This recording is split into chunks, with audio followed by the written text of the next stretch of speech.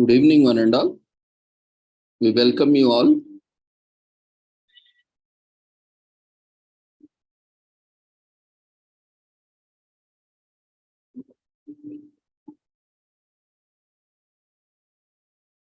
Good evening, one and all.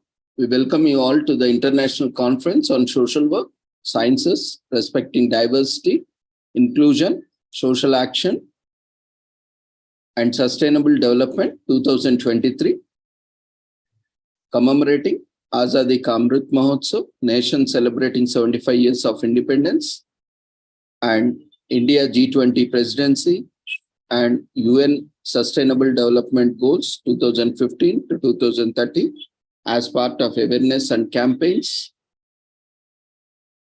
and International Webinar Series on Holistic Health, Wellbeing and Sustainable Development 2022 and 2023, and also commemorating World Social Work Day, World Social Work Week, and World Social Work Month 2023 commemoration. And today is also World Water Day with the theme Accelerating Change. So with this, in collaboration with Sri Holistic Health Foundation India and Sri Research Institute and Center for Art, Sciences and Wellbeing, and all other collaborators, we invite and welcome you to the 5th day of 10 days international conference. So before we start our proceedings, let's take the blessings of Almighty.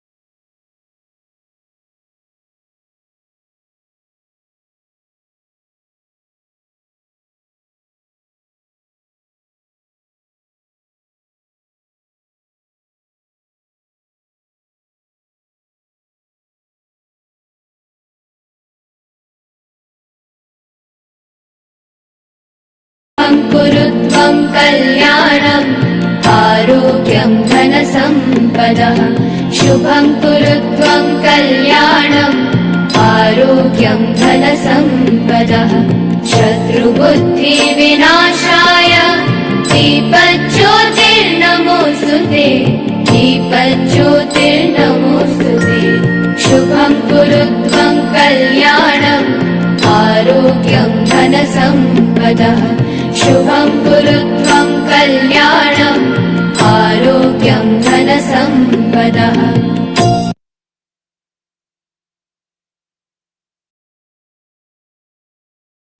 With the blessings of Almighty, we shall continue with today's proceedings. Today we'll be having, initially, we have on occasion of World Water Day, we have an eminent person as a chief guest who would be talking on Water Day and its significance. So today, before that, I would like to share a few instructions. So yesterday, as informed that there will be a special certificate issued on the occasion of World Social Work Day celebrations. So feedback link along with the registration come feedback link has been circulated in the WhatsApp group. So we request whoever has attended yesterday to fill up the feedback form, registration come feedback form for yesterday's event, so that certificates can be prepared for the World Social Work Day celebrations. So this is an additional certificate that is being provided. So we request everyone, whoever has participated yesterday, attended, can fill the feedback form. The same feedback form will also be shared in the chat box.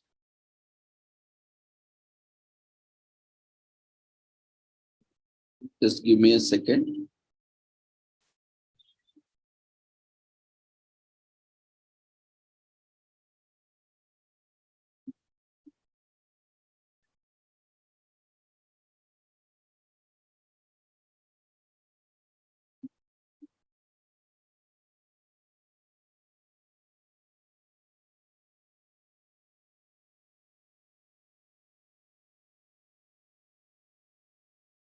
We will be sharing that link even in chat box also in couple of minutes.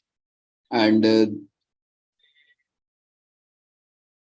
there is one more instruction, and those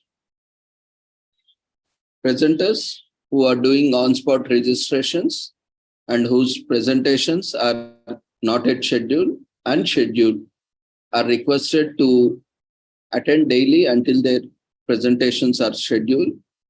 So whenever there is a vacant slot available, we will invite you. We request you to share your details. You can check the schedule on the website, and accordingly, we'll first take up the scheduled presentations, and then in the leftover time, we will be inviting the non-scheduled or unscheduled sessions where the presenters awaiting for their presentations can share your details in chat box like topic, name, designation, and other the organization and other details, so that and be available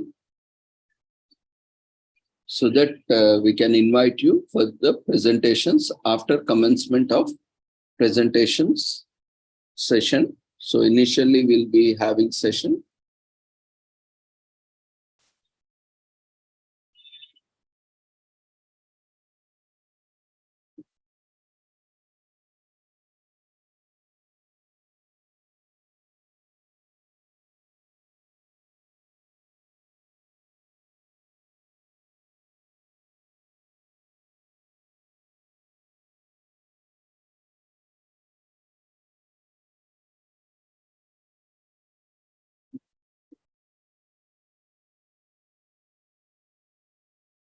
So today, on occasion of World Water Day,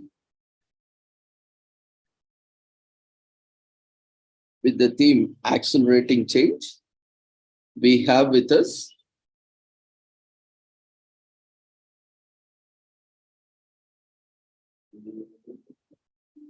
the chief guest and keynote speaker for the day, Dr. Jayachandra. He is Vice President for Pure Earth Foundation and also Regional Director, Center for Environment and Development, and also CEO, Global Information Technologies. With immense knowledge in geospatial technologies, Dr. K. Jayachandra completed his MSc Physics, MTech Remote Sensing and GIS, and PhD in Integrated Urban Development. He has provided consultancy services in geospatial technologies for more than 30 organizations, departments of the state and central governments. Dr. Jayachandra frequently visits various universities, institutions to deliver lectures, including Lal Bahadur Shastri National Academy of Administration, Mussoorie, National Institute of Rural Development, NIRD, Dr. MCR HRD Institute, Hyderabad, ESCI, TALIM, MCEME, Judicial Academy, Hyderabad. With 12 published research papers in geospatial technology-based applications, he has guided more than 70 academic projects for MTech, BTech students. He has organized 7 national conferences as convener, and he is also one of the collaborators for the international conference representing Pure Earth Foundation. So we invite Dr. Jayachandra Garu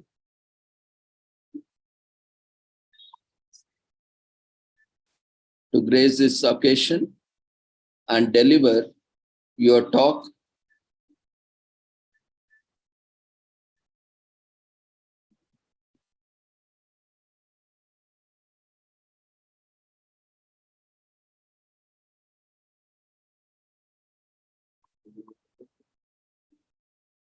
on India's G20 presidency and climate, India's G20 presidency and water, irrigation, resources management, and sustainable development.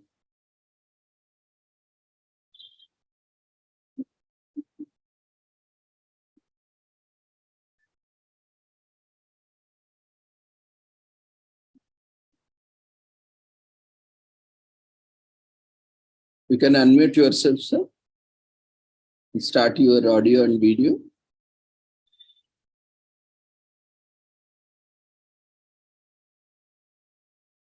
So, to have a curtain raiser, we'll be having a short video before we start our session. As we know, today we are celebrating Indian New Year, especially it is also synonymously known as Hindu New Year, and also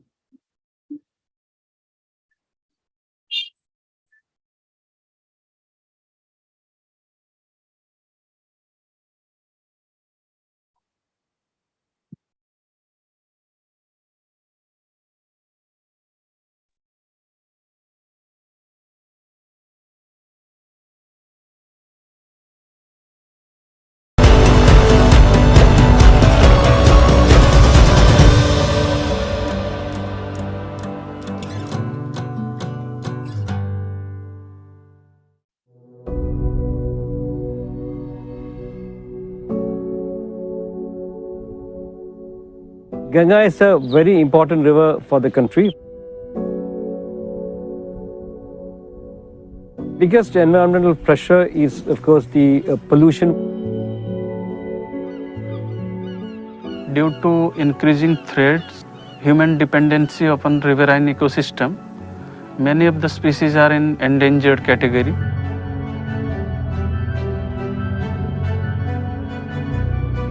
खेती बाड़ी की जो पद्धति है उसको बदलना चाहिए, बदलने की ज़रूरत है।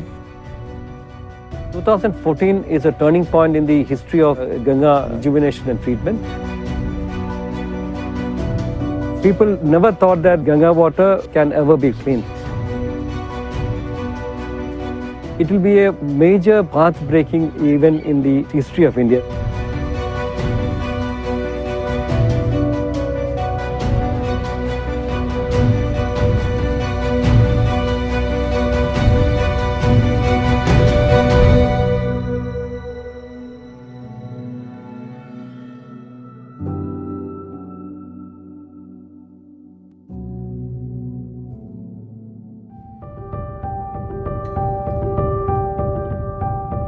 जब हमने पहला सर्वे हमारा शुरू किया था, pollution load, fishing pressure, riverbed agriculture using fertiliser वगैरह, ये सब बहुत ज़्यादा था। उस दौरान हम लोकल कम्युनिटी से भी बात करते थे कि रिवर के बारे में। उस टाइम लोगों में जागरूकता की कमी थी।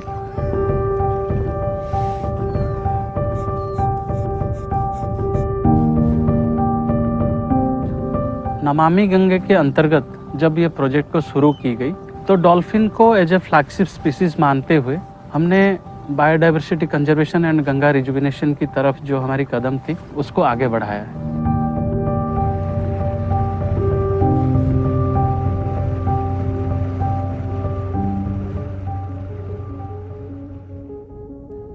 The Ganga River Basin is not only home to 25,000 animal and plant species, such as the Ganga River dolphin. It also forms the spiritual and economic lifeline for almost half of India's population. Spreading across a quarter of the country's landmass, the Ganga contributes to an astounding 40% of the nation's gross domestic product. But the country's greatest natural asset is at risk. Maybe last 25 years, we found that The water quality has come down drastically. The increase in urbanization and increase in the flow of dirty water into the river and large-scale abstraction of water for irrigation purposes was one of the main reasons. The industries on the bank so were letting out untreated water into the river. That's where the wake call came in. So in 2014, they came out with a very comprehensive action plan for the rejuvenation river. An action plan with the mission to invest $4 billion in restoring the river ecosystem.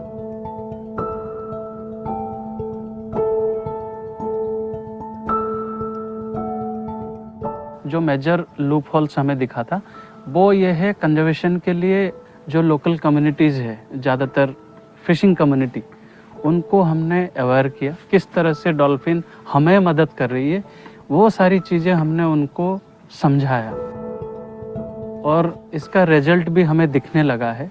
बहुत सारे incident ऐसे हैं जहाँ पे local community को हम लोग जब सेंसिटाइज किए, उसके बाद जब उनके जाल में डॉल्फिन कभी भी फंसा हुआ है, उन्होंने डॉल्फिन को सेफली फिशिंग नेट से या फिशिंग गियर से रेस्क्यू करके वापस वाइल्ड में रिलीज किया है।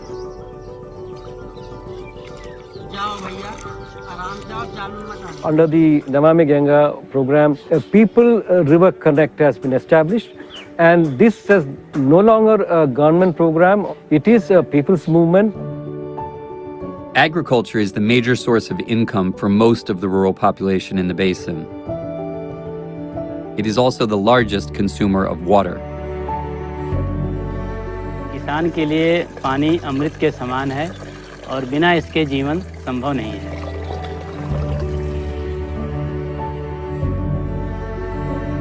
हर काम जहाँ शुभ कार्य है वहाँ गंगा के जल का ही इस्तेमाल किया जाता है।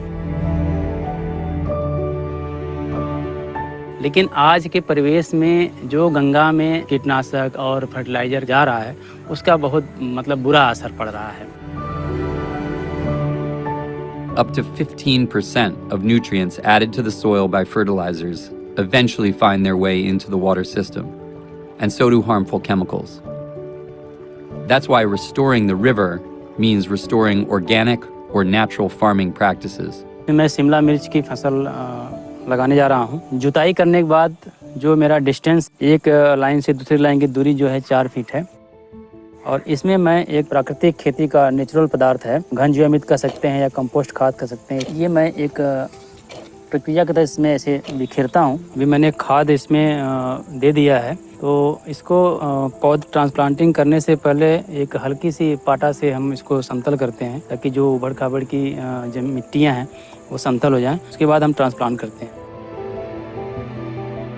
पिछले 1 वर्ष से मैं नेचुरली खेती पे आ गया हूँ, तो अब समय समय पे हमारे यहाँ किसान आते रहते हैं, तो हम उन लोग उनको समय समय प्रशिक्षण भी देते रहते हैं। तो हम बेसिकली 3 कैटेगरी पे काम करते हैं: बायोडाइवर्सिटी, हैबिटेट, ह्यूमन डिस्टर्बेंसेस। कोई भी स्पीसीज रिवर पे है तो हो सकता है कि कहीं ना कहीं जो वाटर क्वालिटी है उनकी हैबिटेट प्रेफरेंस को वो हो सकता है कि एनहांस कर रहा हो। 11 o'clock पे हमें 2 साइटिंग्स मिली है डॉल्फिन की, तो वाटर पैरामीटर हमें नोट डाउन करना है, तो YSI से ले लो और मैं GPS का लोकेशन ले रहा हूँ अभी। बायोडाइवर्सिटी एक ऐसी अप्रोच है रिवर कंजर्वेशन के लिए, अगर हम बायोडाइवर्सिटी को सही तरीके से मैप करते हैं तो उसके साथ साथ जो एसोसिएटेड हैबिटेट्स हैं वो भी कहीं ना कहीं उनकी रेस्टोरेशन में हेल्प करता है। We are also now promoting natural-based solutions like wetlands and constricted wetlands. Restoration of wetlands is a very important initiative because we require flow of water and to ensure that the biodiversity is returned and they thrive. The third important intervention is afforestation in a big way. On all the catchment area throughout the Ganga basin, almost 40,000 hectares of land has been treated with the plantations.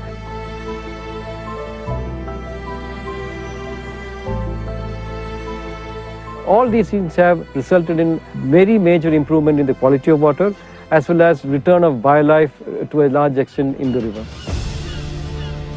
मिट्टी में तो काफ़ी परिवर्तन आया है, जैसे कि पहले केचुआ वगैरह नहीं दिखाई देते थे, लेकिन हमें ऐसा लग रहा है हमारी मिट्टी के स्वास्थ्य को देखने पे, मिट्टी कलर को देखने पे काफ़ी अच्छी बदलाव उसमें आया।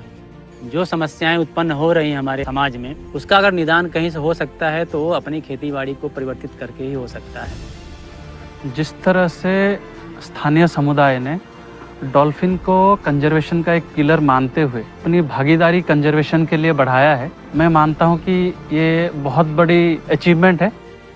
The biggest learning this Namami Gange project gives is that nothing is impossible. Over 30,000 hectares of forest along the banks of the river have been restored. That's the equivalent of 42,000 football fields. And an estimated 1,500 kilometer stretch of river has been rejuvenated. By 2030, the initiative is expected to enhance the income of 2 million households.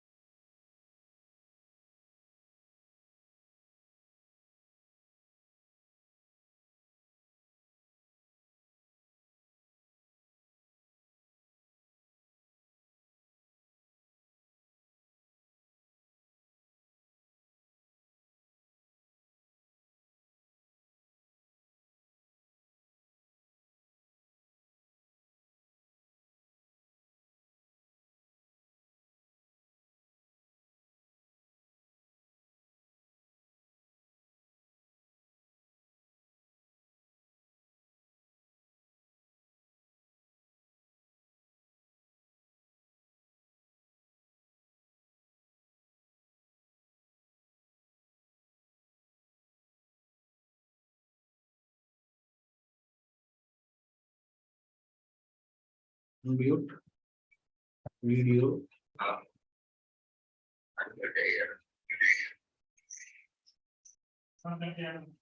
Okay, I think I have to check whether participants can hear me or not.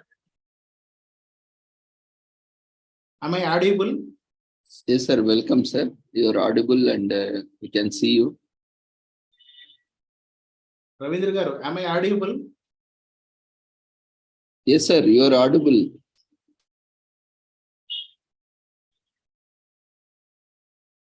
Can you hear us, sir?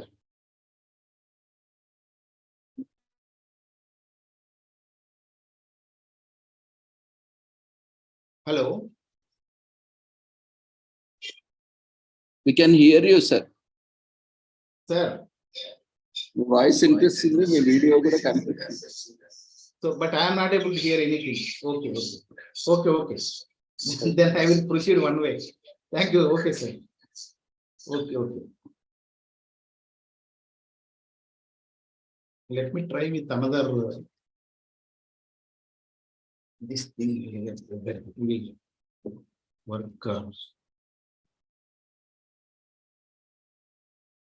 Hello, Ravindra garu. I changed my earphones. Is there any? Yes, sir, we can hear you. But still, I could not hear anything from other side. Maybe I think I am audible to you. It's okay.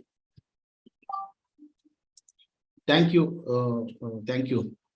Okay. So then we'll move on to the today's topic. I will share a small presentation.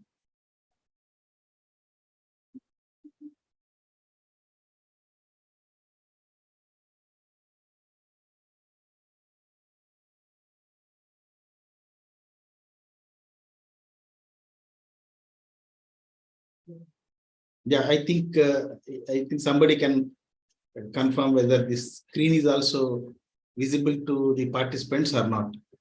Somebody just.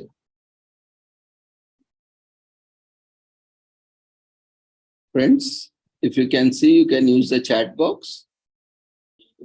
You can respond in chat box. So is my screen visible? Okay, you may be responding, but I think some message in chat. Yes. Yes, visible. Thank you very much. Thank you. Thank you. It's okay. We move on to this World Water Day.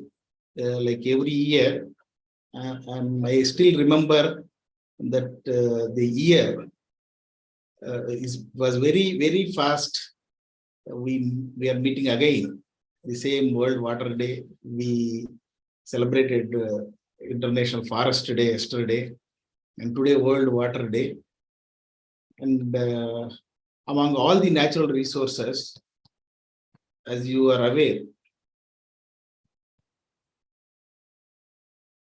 so we have renewable resources and non-renewable resources. Our water is a renewable resource.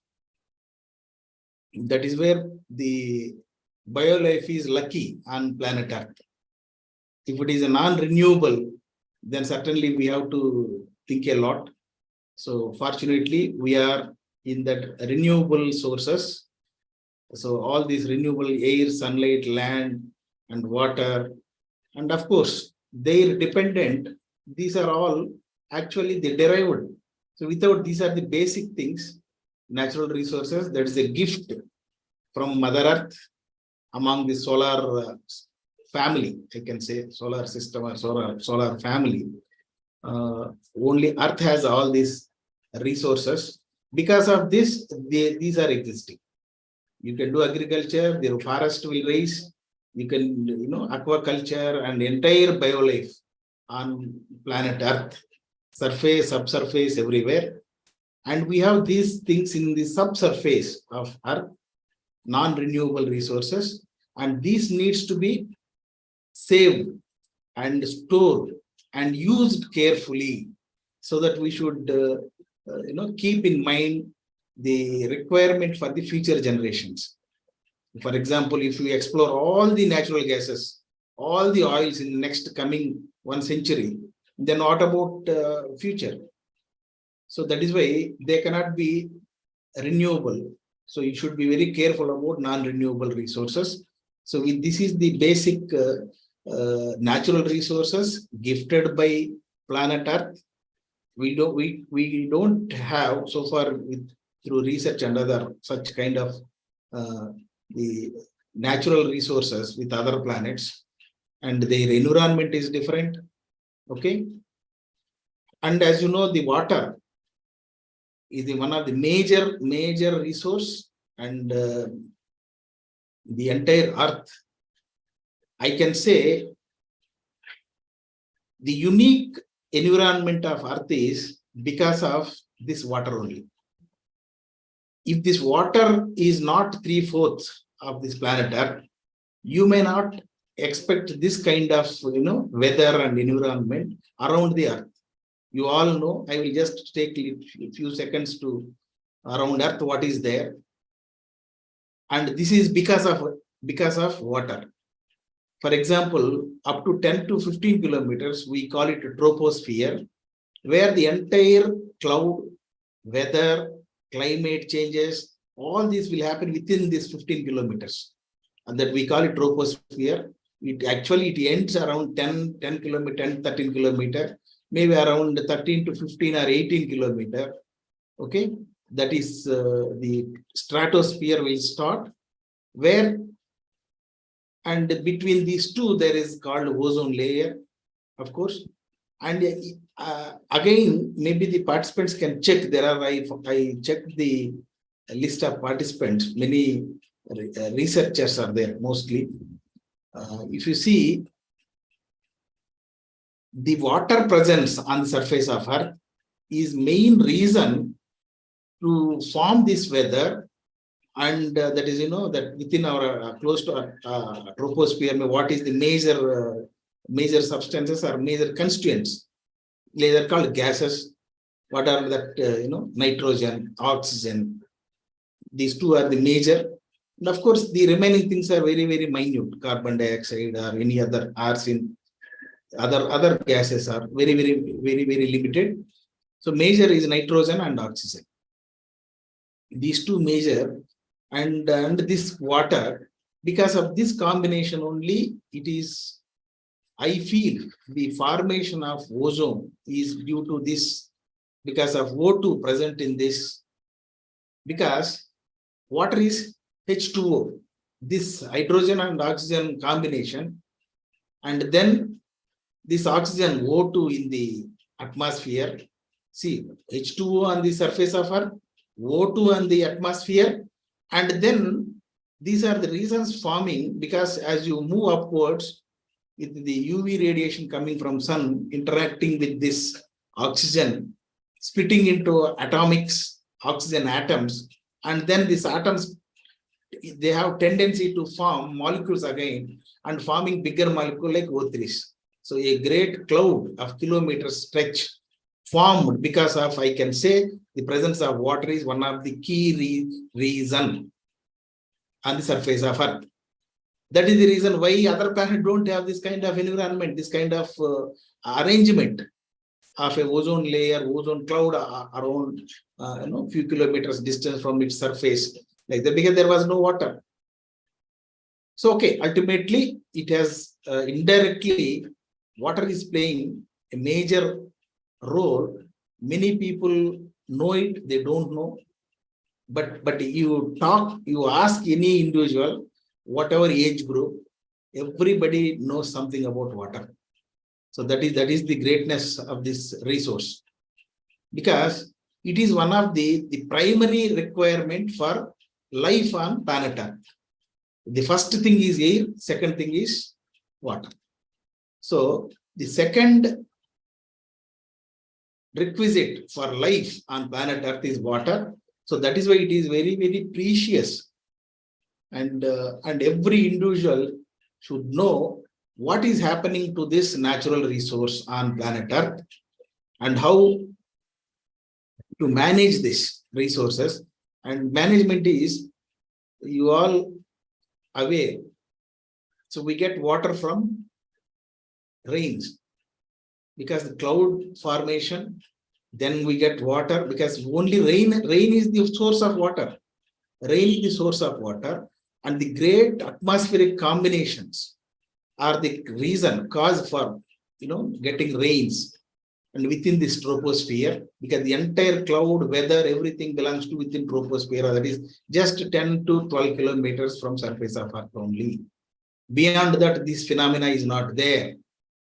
Okay, and there existing is also very, very danger. It is not easy. Only you have to confine to interiors, like you are in a rocket, you are in a flight, you are in something, you can survive. But if you are exposed to that, it is very dangerous, because above ozone layer, what are the harmful radiation that is there, that you are all aware. So the rain being the source for water on surface of Earth. So many people will say, no, we will get water from subsurface also. That is called geology, groundwater. But groundwater is also where you get groundwater, because wherever there is more rain and wherever the water gets discharged through the surface and goes inside the internal layers of the earth, there water can be available. So again, for subsurface water also, the rain is the reason. So main thing is rain. Now, the rainwater, finally, what happens to this water? How much you can get discharged into the soil, that much you will benefit. How much you neglect, you are the sufferer. Because what happens to the rain? Finally, it flows from higher elevation to lower elevations. It forms into streams. Streams will join another streams to become major streams. Major streams will form, like you see this, the Indian Atlas, water resources, watershed atlas of India. You see what happens is this higher elevation to lower elevation, water in the form of channels, combining with other channels, strengthening themselves and becoming different size of the, like small river, next, so different size rivers. And of course, there is a very interesting point is, we cannot give this word, we cannot tag this word river to every major stream. That is one important thing, because a river is one that takes water into ocean or sea, can be called as a river, or at least you consider a major river. And such river which takes water into sea, will have the basin, Okay. So a river basin will include the entire catchment area. Now, for example, you see in the picture, this is the Ganga basin, this color, the entire drainage system, and you see so many streams. I can say a few thousands of rivers, small rivers are there, with thousands of names are there. Each stream you will be called locally some name. So thousands under each basin of one major river, you will get thousands of minor rivers, small streams. Every stream will be given some name locally. So like that, all will have names. Yeah. So only finally all these small streams will take water, by merging into bigger one, that one merging into another one, like that. Finally, that river that takes water into Bay of Bengal or the sea or ocean. So this entire thing called as catchment of this major river. So we have two broad terms under a basin of a river, that is the catchment area and the command area. So catchment area, command area is very simple to understand. The area from which the river draw water, see, the area that contributes water to the river is called catchment area. And the area, see, there may be some plains in this entire, see, so many states are included here.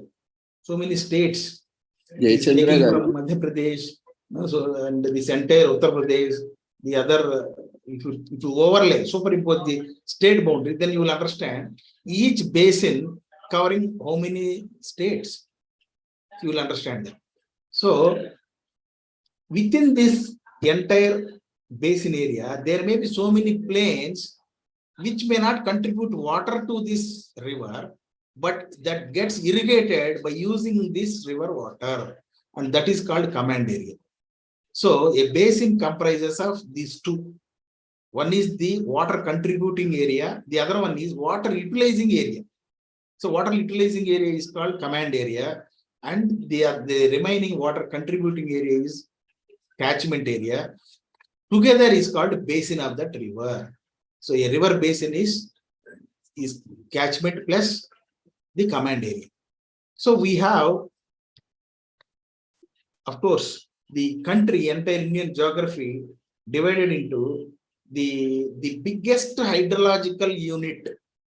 Now again, I am bringing one more word called hydrological unit. What is this?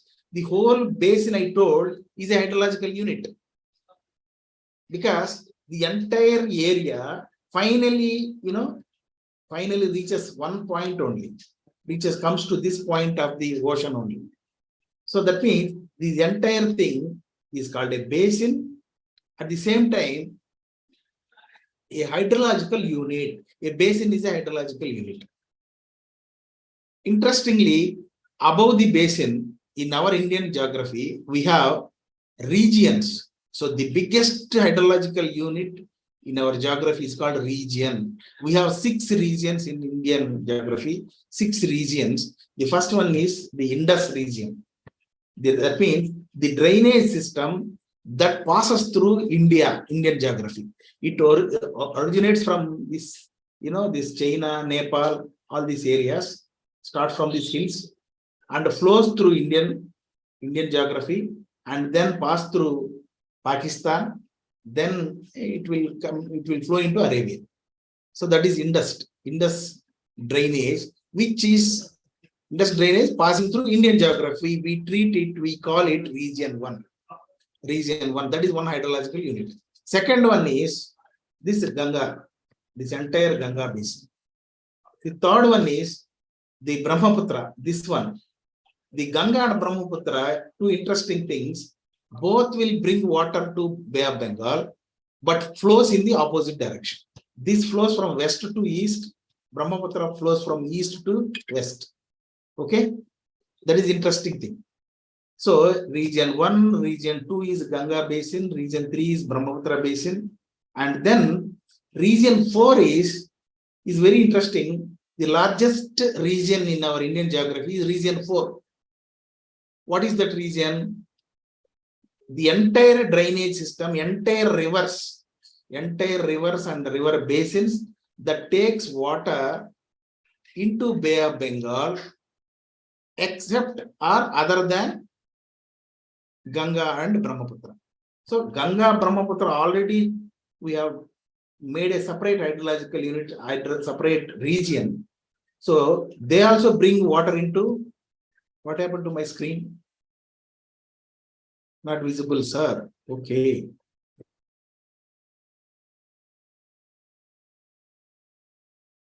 Sir, now?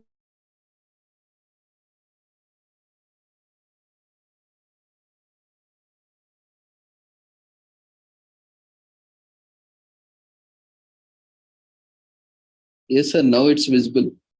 Please continue, sir.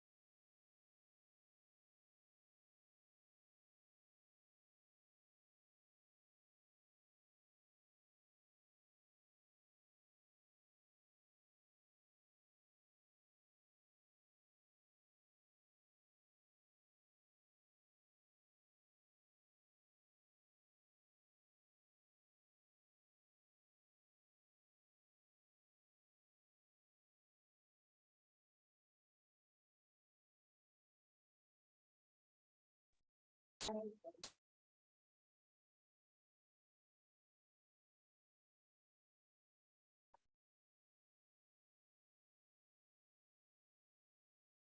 Yeah, now it's visible, sir.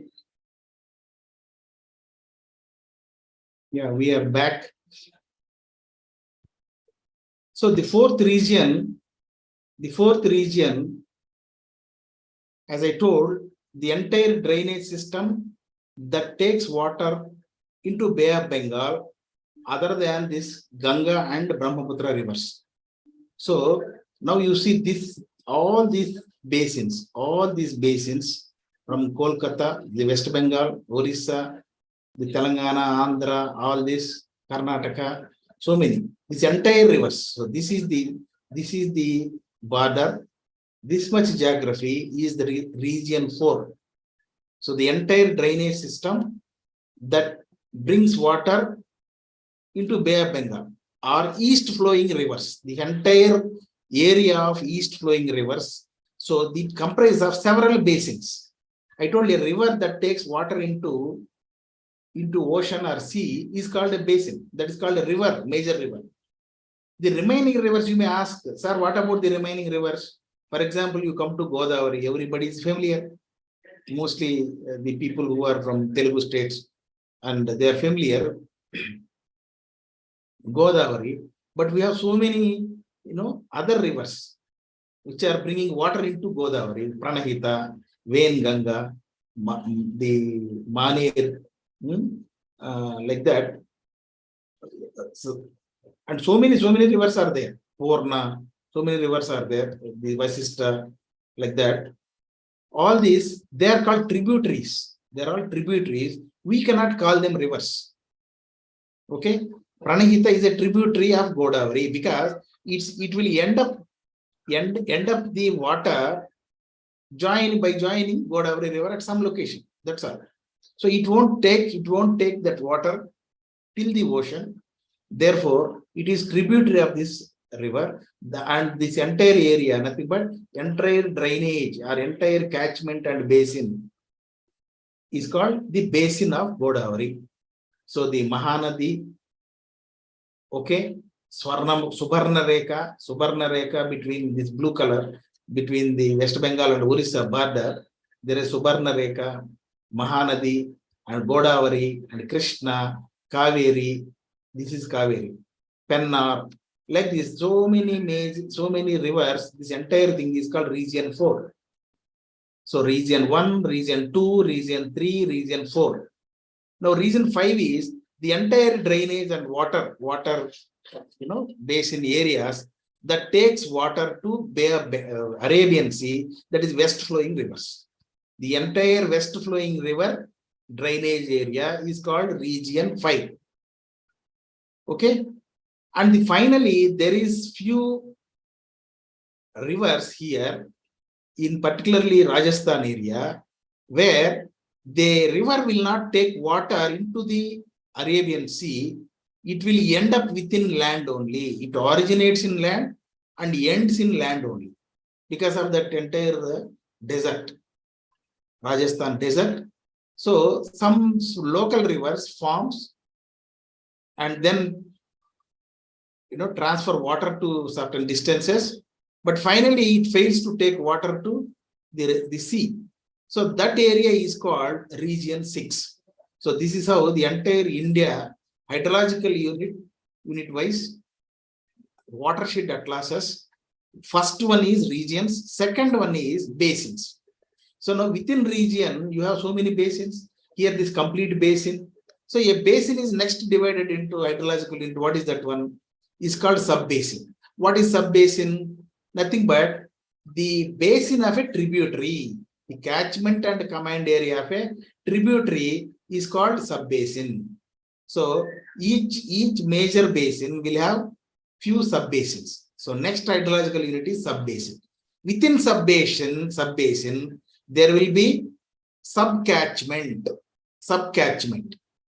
Okay, sub-catchment will be there. And then that is 5th. Then 6th is watershed, and within watershed, then 7th is micro or mini watershed. So this is the way the entire country geography is divided into hydrological units.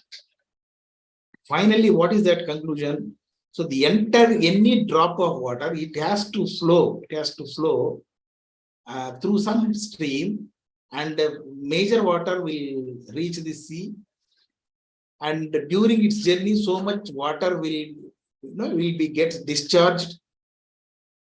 And to store more water, you should apply. That is what the old system from the king's dynasties time, the people who are intelligent, because during the rainy season, the water will fall and will disappear for few days, and after few days of drought and all, you find water problems.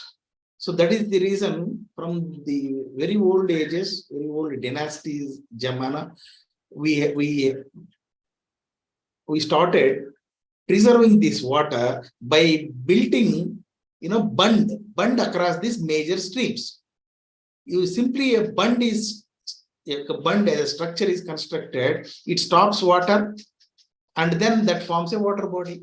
Depending on the volume and the height of this bund, the water body size will be there, and its FTL, full tank level, will be measured. So this entire, this is a process. That means what is the first step by the human on storing, preserving water is, building this bunds across the streams. So that forms water bodies. More the water bodies means you can store more water and you can use more water, and because of storing, two things happens, two advantages. The stored water directly will be used for agriculture or any other aquaculture, agriculture, and anything, any system, horticulture.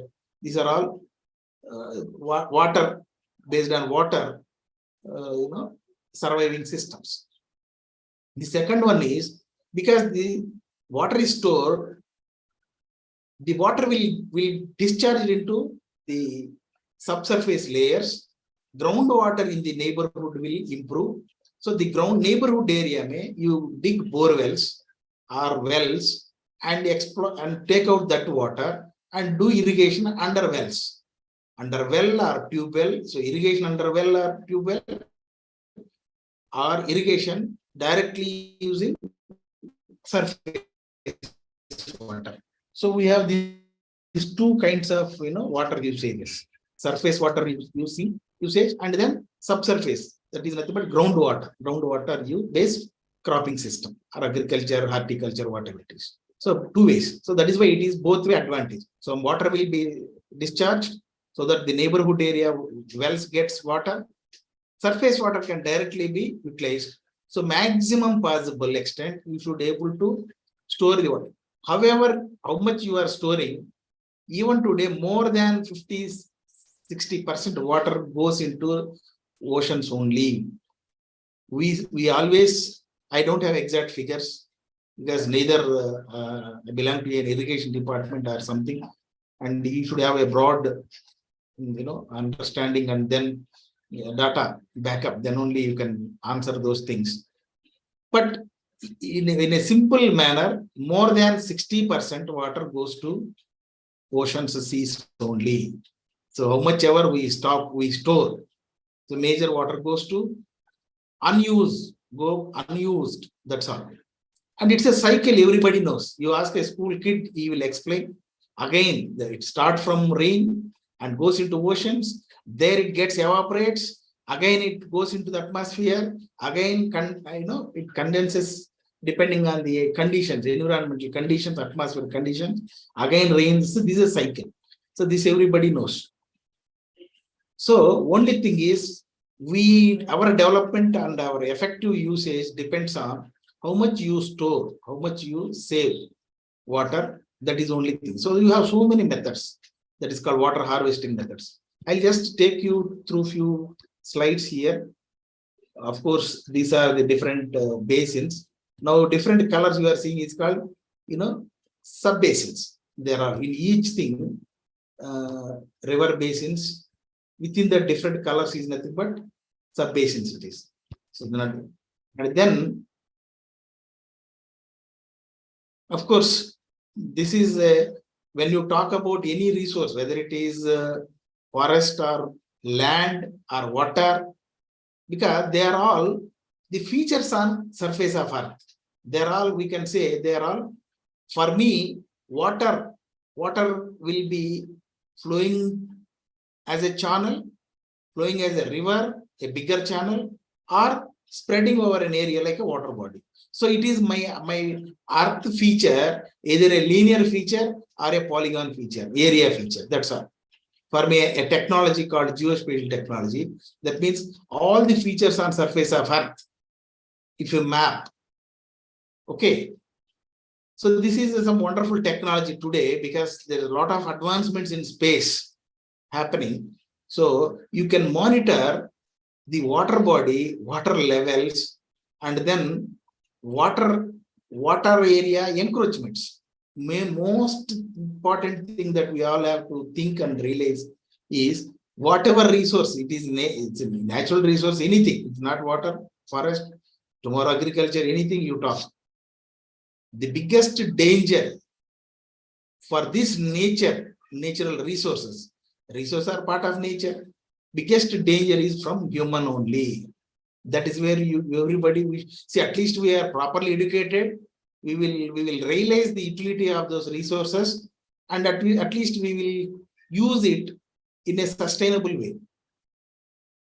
And we follow the conservation methods, and we take that responsibility. So that is where education, I believe strongly, that is only, make the people to realize the advantages and saving up and preserving for future generations. So for a long life on planet Earth. Of course, so many technologies today, because they supports and they talks. See, for example, if there is no technology, somewhere something is happening. Suppose an example, maybe in the next slides, I can show you a few things, interesting things, particularly when it is Hyderabad. Not only Hyderabad, wherever urbanization is happening, as if we don't have land, we fill these water bodies because that is no man's land, because nobody claims it is my land or somebody. It is not private land, it is government land. So because of the bad whatever character, whatever nature of the human beings, so they first try to encroach this government lands, the natural resources, these areas only they will exploit. So that is why slowly several water bodies are disappearing. So they think, I got a house site, or I could, a builder or somebody could develop a 5-10 acre or 100 acre land. He got it by filling a water body. He may mint money, he may earn crores, but he do not know how much impact he is creating to the future generations. The negative impact, the danger, the water issues. And of course, the people who purchase there, who lives there, will also suffer because they are the sufferers.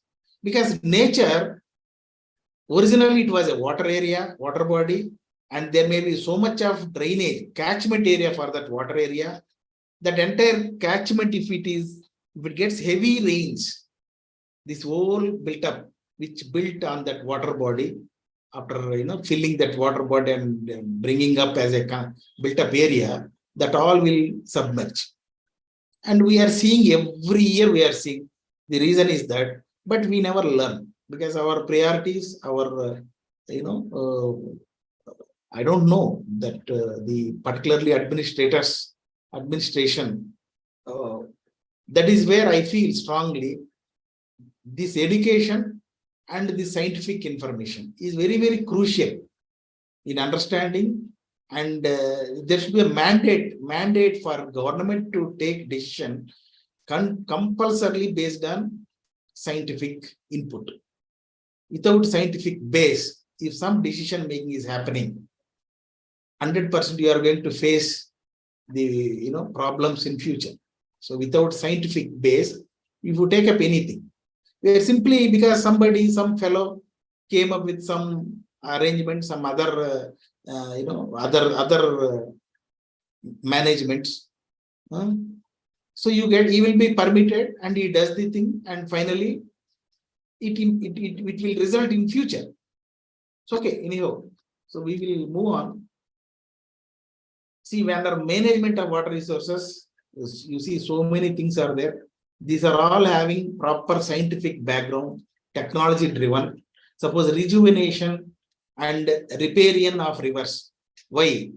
you only just think how many Indian rivers are free from pollution or free from encroachments. First of all, you take any major city, it is built on a river. Every city, because water is the main source for a settlement to come up, for a built up to grow, or a city to grow. Water is the major natural resource. So that is why you see any settlement or a built up or a village or a town that that grows, you will see there will be some water body nearby it, a river nearby it, a reservoir, something. A water source is must. You see this one. These are all cities everywhere. And even for a common man, common sense, the rivers are getting encroached. I don't understand. The concerned authorities, they keep quiet. And of course, what I told just now, that may be the reason. Because whoever is doing this encroachment, they may bribe them. Or otherwise, what they are doing, what are their duties. So slowly the river shrinks, and finally, in a worst situation, this entire whatever is encroached, the river only will take its solution. And the major thing is the pollutions. That is another major thing. And of course, these are things that comes under management of resources, particularly rivers.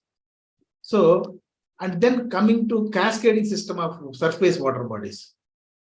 This is just only, I just want to explain. Water body, suppose a water body at an upper level, higher altitude, higher elevation, if it filled, then that excess water should be given to the next water body. So if you don't have a connectivity linkage between the higher elevated water body to lower elevated water body, the water goes through some plain areas and reaches somewhere else.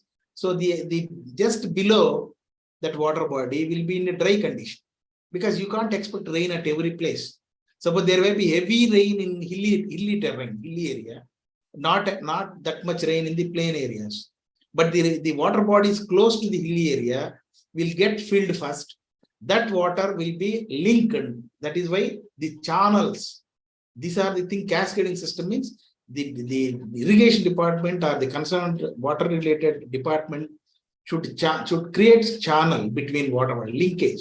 So then what happens when the top level water body gets water, after filling, the excess water will go to the next water body, and filling that water body, and again surplus water goes to the next water body in the lower altitude, like that. That is how, if a chain of water bodies are connected, that is called cascading system. So an area where there is very low rainfall, but water bodies receives water because of cascading system. So these are the things the government has to focus, and these are all possible if you have proper mapping, proper information, reliable data of the surface, existing surface streams, surface network, that is called drainage network, natural drainage system. And then that all will be available in a published input called topography maps. I don't know how many of you are aware. So topography map will provide you the elevation information as contour and water bodies, because once elevation is there, water flows from higher to lower elevation, and then that water channels, and across the channels only water bodies, the bunds are built, so water body got formed. This is the network, this is the natural phenomena. But we go against it because we are not aware of it. Not everybody is aware. Therefore, he may try to do locally. He looks at, suppose you stand somewhere on surface of the sea, you feel it is a plain area, but is it really plain? No, you are on a surface, you are on a spherical surface. Earth is a sphere. But this guy doesn't know that, he don't have that knowledge. He feels it is plain and he will do whatever he wants. But he has to check. That is where the decision makers should play the key role of whether the proposals by the people who are applying for non-agriculture or any other urban, any reason, any purpose, they should check that scientific, acceptability of that proposal. That is important. Then there will not be any danger.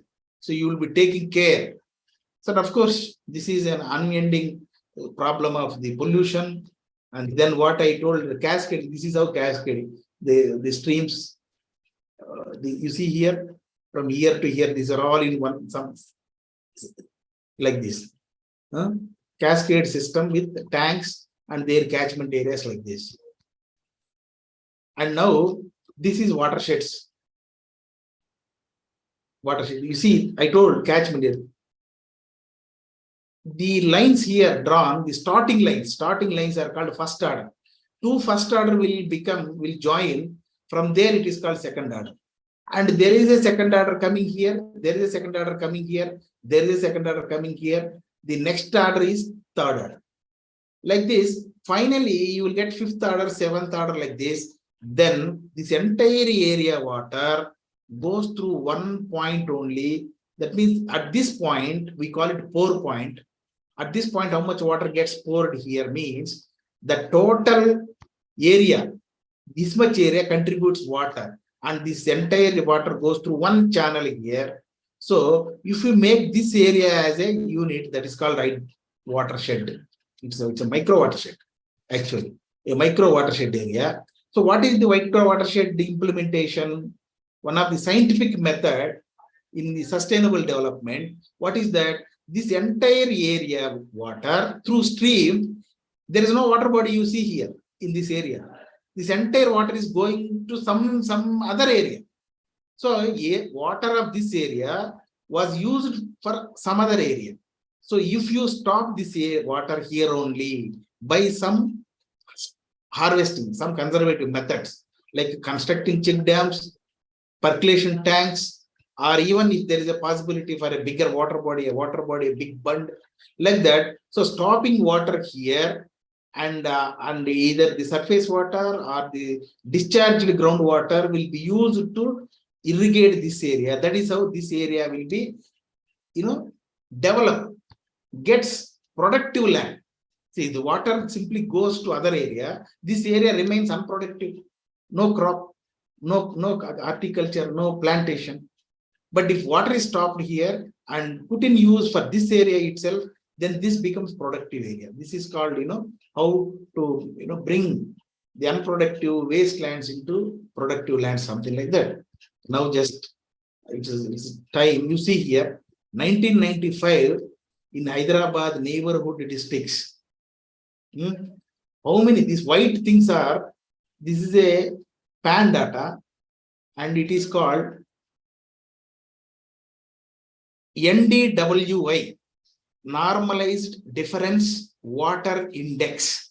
So anybody, because I saw some scholars are there, Normalized Difference Water Index, NDWI, you type, you get a lot of information from satellite image, particularly low resolution image, you to elevate one particular feature, that is water. You see all these white dots is water. So how many are there? Now you see, check, compare 95 to 2001. What happened to so many? You see here, I will simply go back again. See how many water bodies and what is happening to so many water bodies. And then see in 2015, urban is growing. You can see urban, how much in 2000, you see here, 95 May, Hyderabad, how much urban. But you see 2015 May, how much urban here. So much water bodies have gone.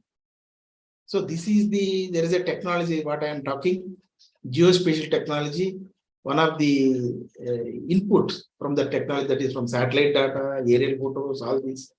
And of course, so many slides. This is also because another management, that means instead of allowing water to flow into the rivers, long back, mostly a decade, 2 decades back, the government of India, planned river linking, interlinking of rivers. You see here, this is Mahanadi to Godavari. It is a different basin, this is a different basin, but linking this water into the other basin, so that the middle area, the yellow area is called command area. The yellow is command area. This much command area. You think it is small? So many lakhs of hectares will be brought under irrigation because of this interlinking system. This was all proposed. Godavari Krishna. This is Godavari and this is Krishna.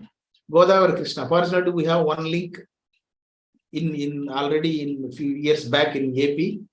They could bring water from Godavari to Krishna. But you see, so many links are proposed here. These are all proposed. You see here, this link will create this much command area here. The yellow means command area. So, like this, and some more other rivers also, Kaveri, Vaigai, Kaveri, Vaigai, Gundar. This is in this south, the linking. This is Gundar river and this is Kaveri. So bringing water from here to this, and this is all properly how this line came because of this topography. You cannot draw a line from here to here. So water flows only higher to lower elevation. You have to take the background, the topography of the area, then you can make this connectivity. So linking of that river to this river, so water, and that is how effectively you can increase the production, irrigation area, and water put in use for the land, not simply allowing flowing into the rivers, into the oceans. So like this. So these are all so many things, and these are at local level. Local level means villages, urban, the towns and level, and society level, family level. What I spoke so far, it was at states, country levels, interlinking of rivers, talking about basins, and then finally, okay, coming to a smaller area called watershed, something like that, micro watershed. But when it comes to the different ways to save and conserve water, at society, a small colony, a individual house, like that, our internal house also, we have seen in COVID time, how to keep ourselves hygiene and using that water, everything. So even there are people, because as long as you have water and proper rains and proper water you are getting, you feel like you don't find you are very comfortable. But suddenly there is a water problem and the drought continues for a few years. Then everybody will be, caring drop of water, every drop of water. Then so many things will come. This is all at local, very local, that means small level. That means society, colony, in house level like that. And of course, these are the harvesting pits. Government does every time. Only thing is the management fails. You check how many water harvesting structures in Hyderabad they built, but how many are under proper maintenance. That is where in the last 1-2 minutes, see, unless people realize, that is where I again mention education. Unless people educated properly the value, the use, the significance of the resource, natural resource like water, you don't realize and you cannot manage. That means management will become difficult without education. So every individual, for example, I see in my own colony, the pits are there, but now it is difficult to identify where it is also like that. That means everything will be done for duty, for the purpose of, okay, for the number, for the figures, and then some mandatory job, they will do it. But after that, maintaining is very important. That is where they spend money, create things, but maintenance is lacking. So maybe with this, because when you talk about resources, there is no end, and it is more almost an hour time I was taken. So I know there are speakers in this conference. Unfortunately, now anybody interacts also, I can't hear. There is a technical thing. Maybe for that I should reboot the system. So any question I can check my chat. You please pose a question. So with this I will close this because it's already good time. So please type any question here so that I will try to answer one or two questions. So because it is I'm not able to hear anybody. Maybe Ravindra Garu can check whether if he allows anybody or he talks, whether I can hear or not. A wonderful presentation, Jayachandra Garu. Can you hear me, sir? First of all, are you there or not? I will stop sharing screen. We will come back here. Now tell me the chat box. Or I think Ravindra Garu, please take it forward for the next speakers and next session. So with that, I will take leave. So thank you very much. Thank you all the participants. Happy to see you back again. Sir, okay, sir. You take it forward for the next session, sir.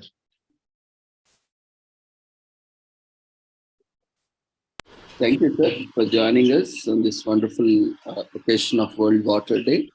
And you have shared wonderful insights about how the water conservation can be done.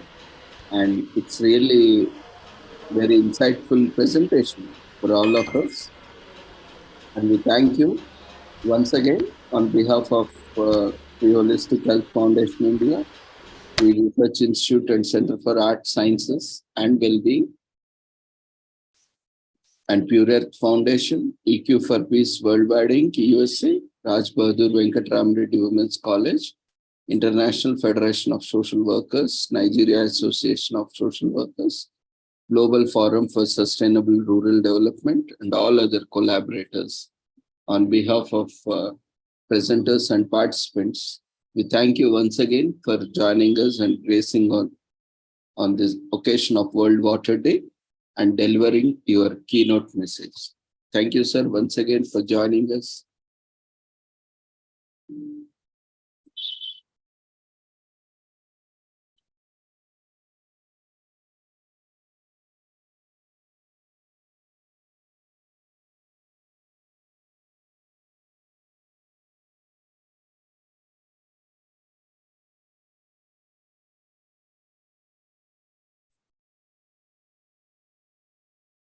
So, dear friends, now we will move on to the presentation section.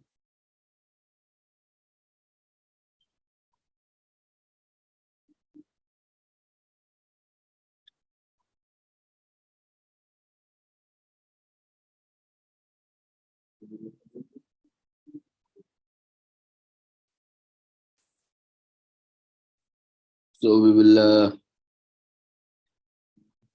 start with the first presenter. Before that, let's quickly fill up the feedback form.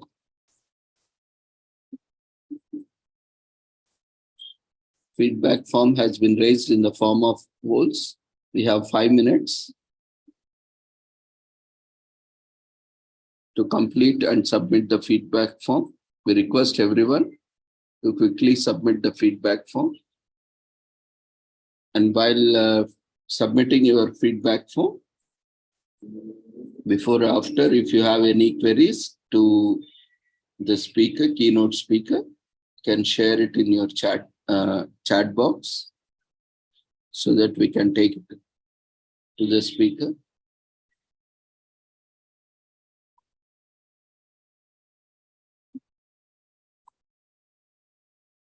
Today, as per scheduled sessions, on the 5th day, we have Miss Manisha.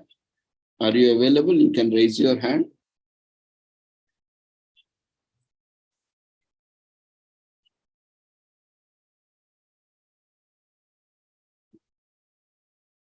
Manisha, you can raise your hand if you are available for your presentation.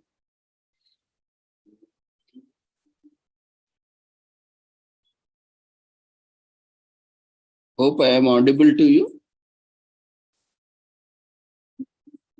You can respond in chat box.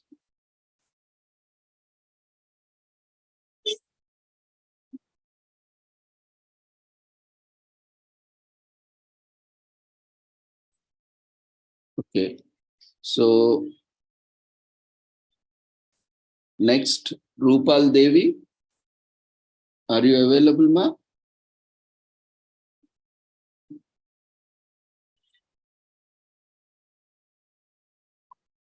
Okay, Neha Dubey.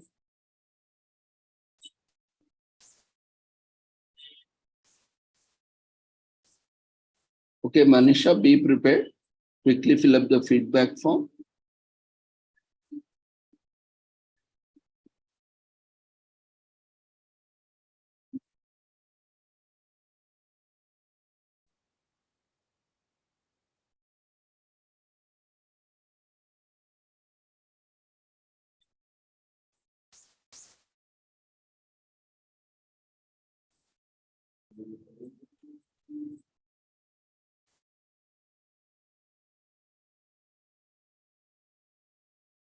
Okay, Manasa.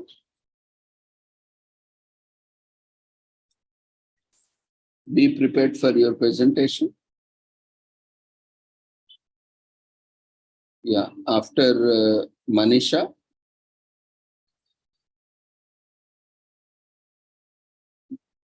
And any others who are scheduled or unscheduled presentations.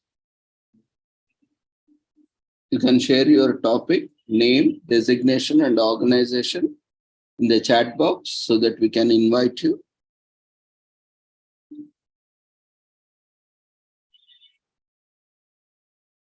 We request all the participants and presenters to check website and join accordingly. And on-spot registrants, those who are registering for presentations,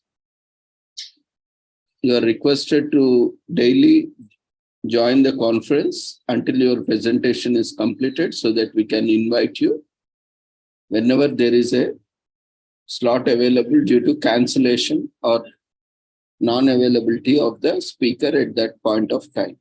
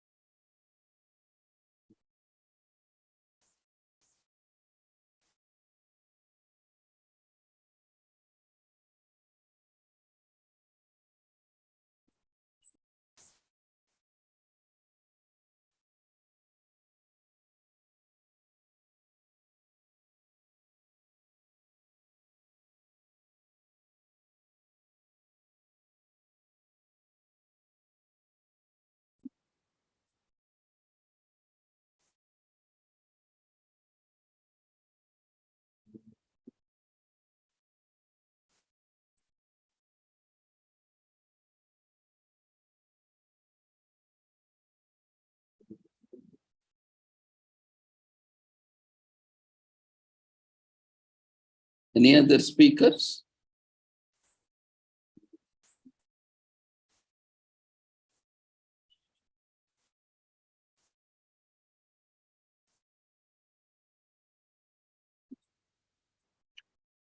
Who are willing to present, you can share your details, topic, name, designation, and organization in the chat box so that you can present even today after all the scheduled sessions are completed.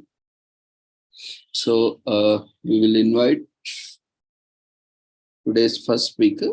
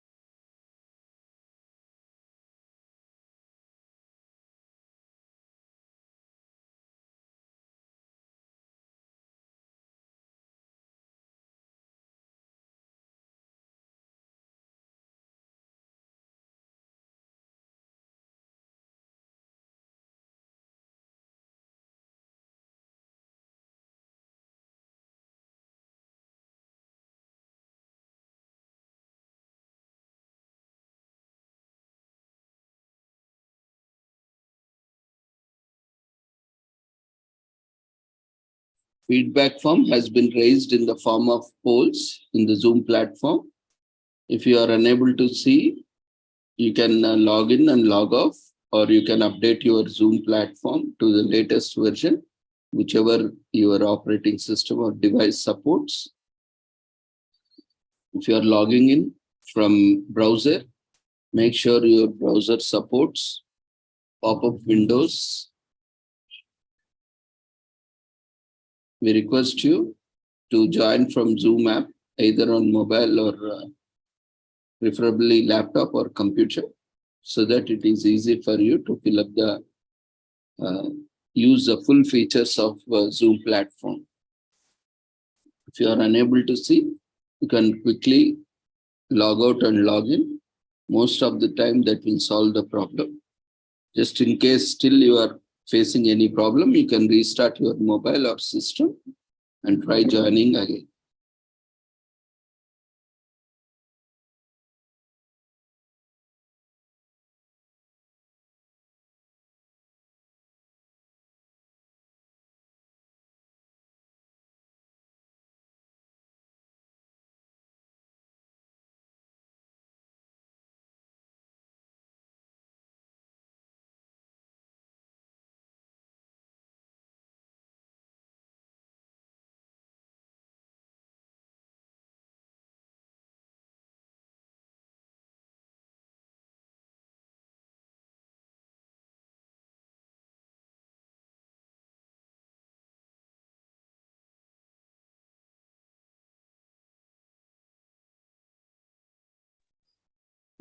Now you can unmute yourself, start your presentation.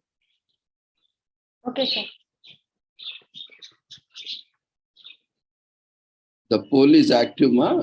Just minimize it instead of ending, so that our friends continue to fill it out.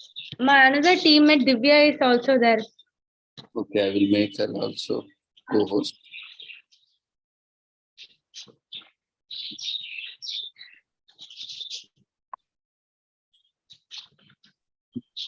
Thank you, sir.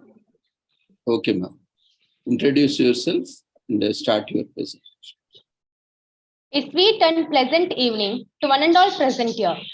I had like to quickly introduce myself and my teammate. I am Manisha and my teammate Divya from final year pursuing BEC from Satyabama Institute of Science and Technology, Chennai. We want to thank Shri Holistic Health Foundation India and Shri Research Institute and Center for Arts, Sciences and Wellbeing, Dr. Ravindra Sir, moderator and coordinator for 10 days international conference on social work, sciences, respecting diversity, inclusion, social action, and sustainable development 2023, and his team for giving me this wonderful opportunity to present my topic today on automated traffic sign based vehicle control with deep learning and express my sincere heartfelt gratitude.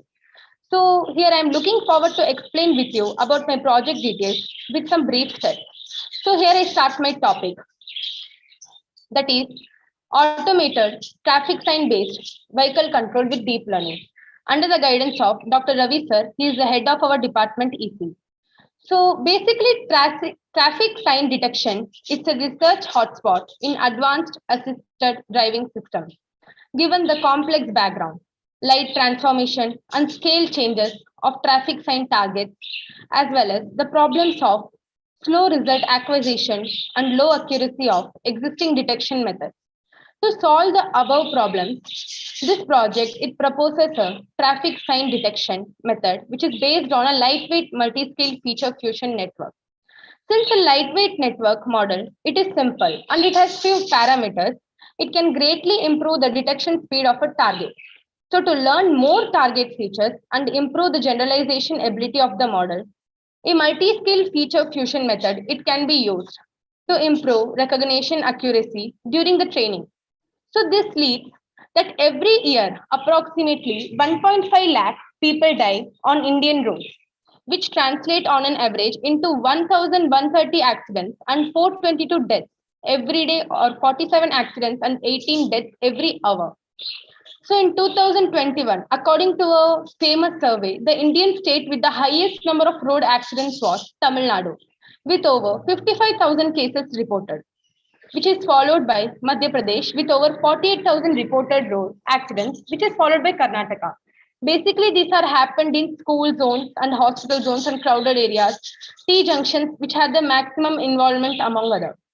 So the MORTH report, it's an international survey report, which points out that one of the primary reasons for the rising number of road accidents and related deaths for 4 consecutive years is overspeeding.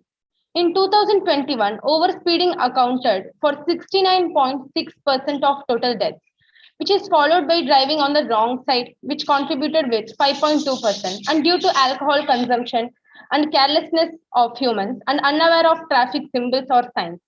So the India recorded 3,74,397 accidental deaths in 2020 with road crashes, constituting over 35% of such fatalities according to government data. So the number of accidental deaths in 2020 was, however, lower than 2019, when the figure stood at 4,21,104, the annual report of the National Crime Records Bureau, which we all know as NCRB. So accidents which have caused losses of human lives, so many animals have died due to the accidents, and which also causes a violation of law. So the next slide, it represents the outline or overview of today's presentation, in which it represents what is abstract we are going to see, then what is the problem involved there, how we are going to solve it, afterwards introduction about the project, then the block diagram, literature review, what is the existing methodology, what type of calculations they use, what type of algorithms they use, and in proposed methodology, what we are going to do, what changes are there, what is the efficiency of our system, how much productiveness it will give. Then based on a model, we are going to get inspired and make a hardware out of it. Then we are going to train the benchmark report analysis, which is known as a research methodology. Based on that, we will train the data, input data, and we will test on new images. Afterwards, what is the hardware we are going to use, which model hardware, which version, and the algorithm we are going to use is hybrid algorithm, and the experimental setup demo video with code simulation images, and the comparison between the existing and proposed methodology, then followed by conclusion, future scope, and reference. So next slide represents the abstract. Here it means, so basically if you are going on a road with a vehicle, so there will be so many different traffic signboards which you have seen on the left side of the road, on right side of the road. So most number of people, like according to Indian survey, 98% of the people don't know the traffic sign symbol representation, what it means.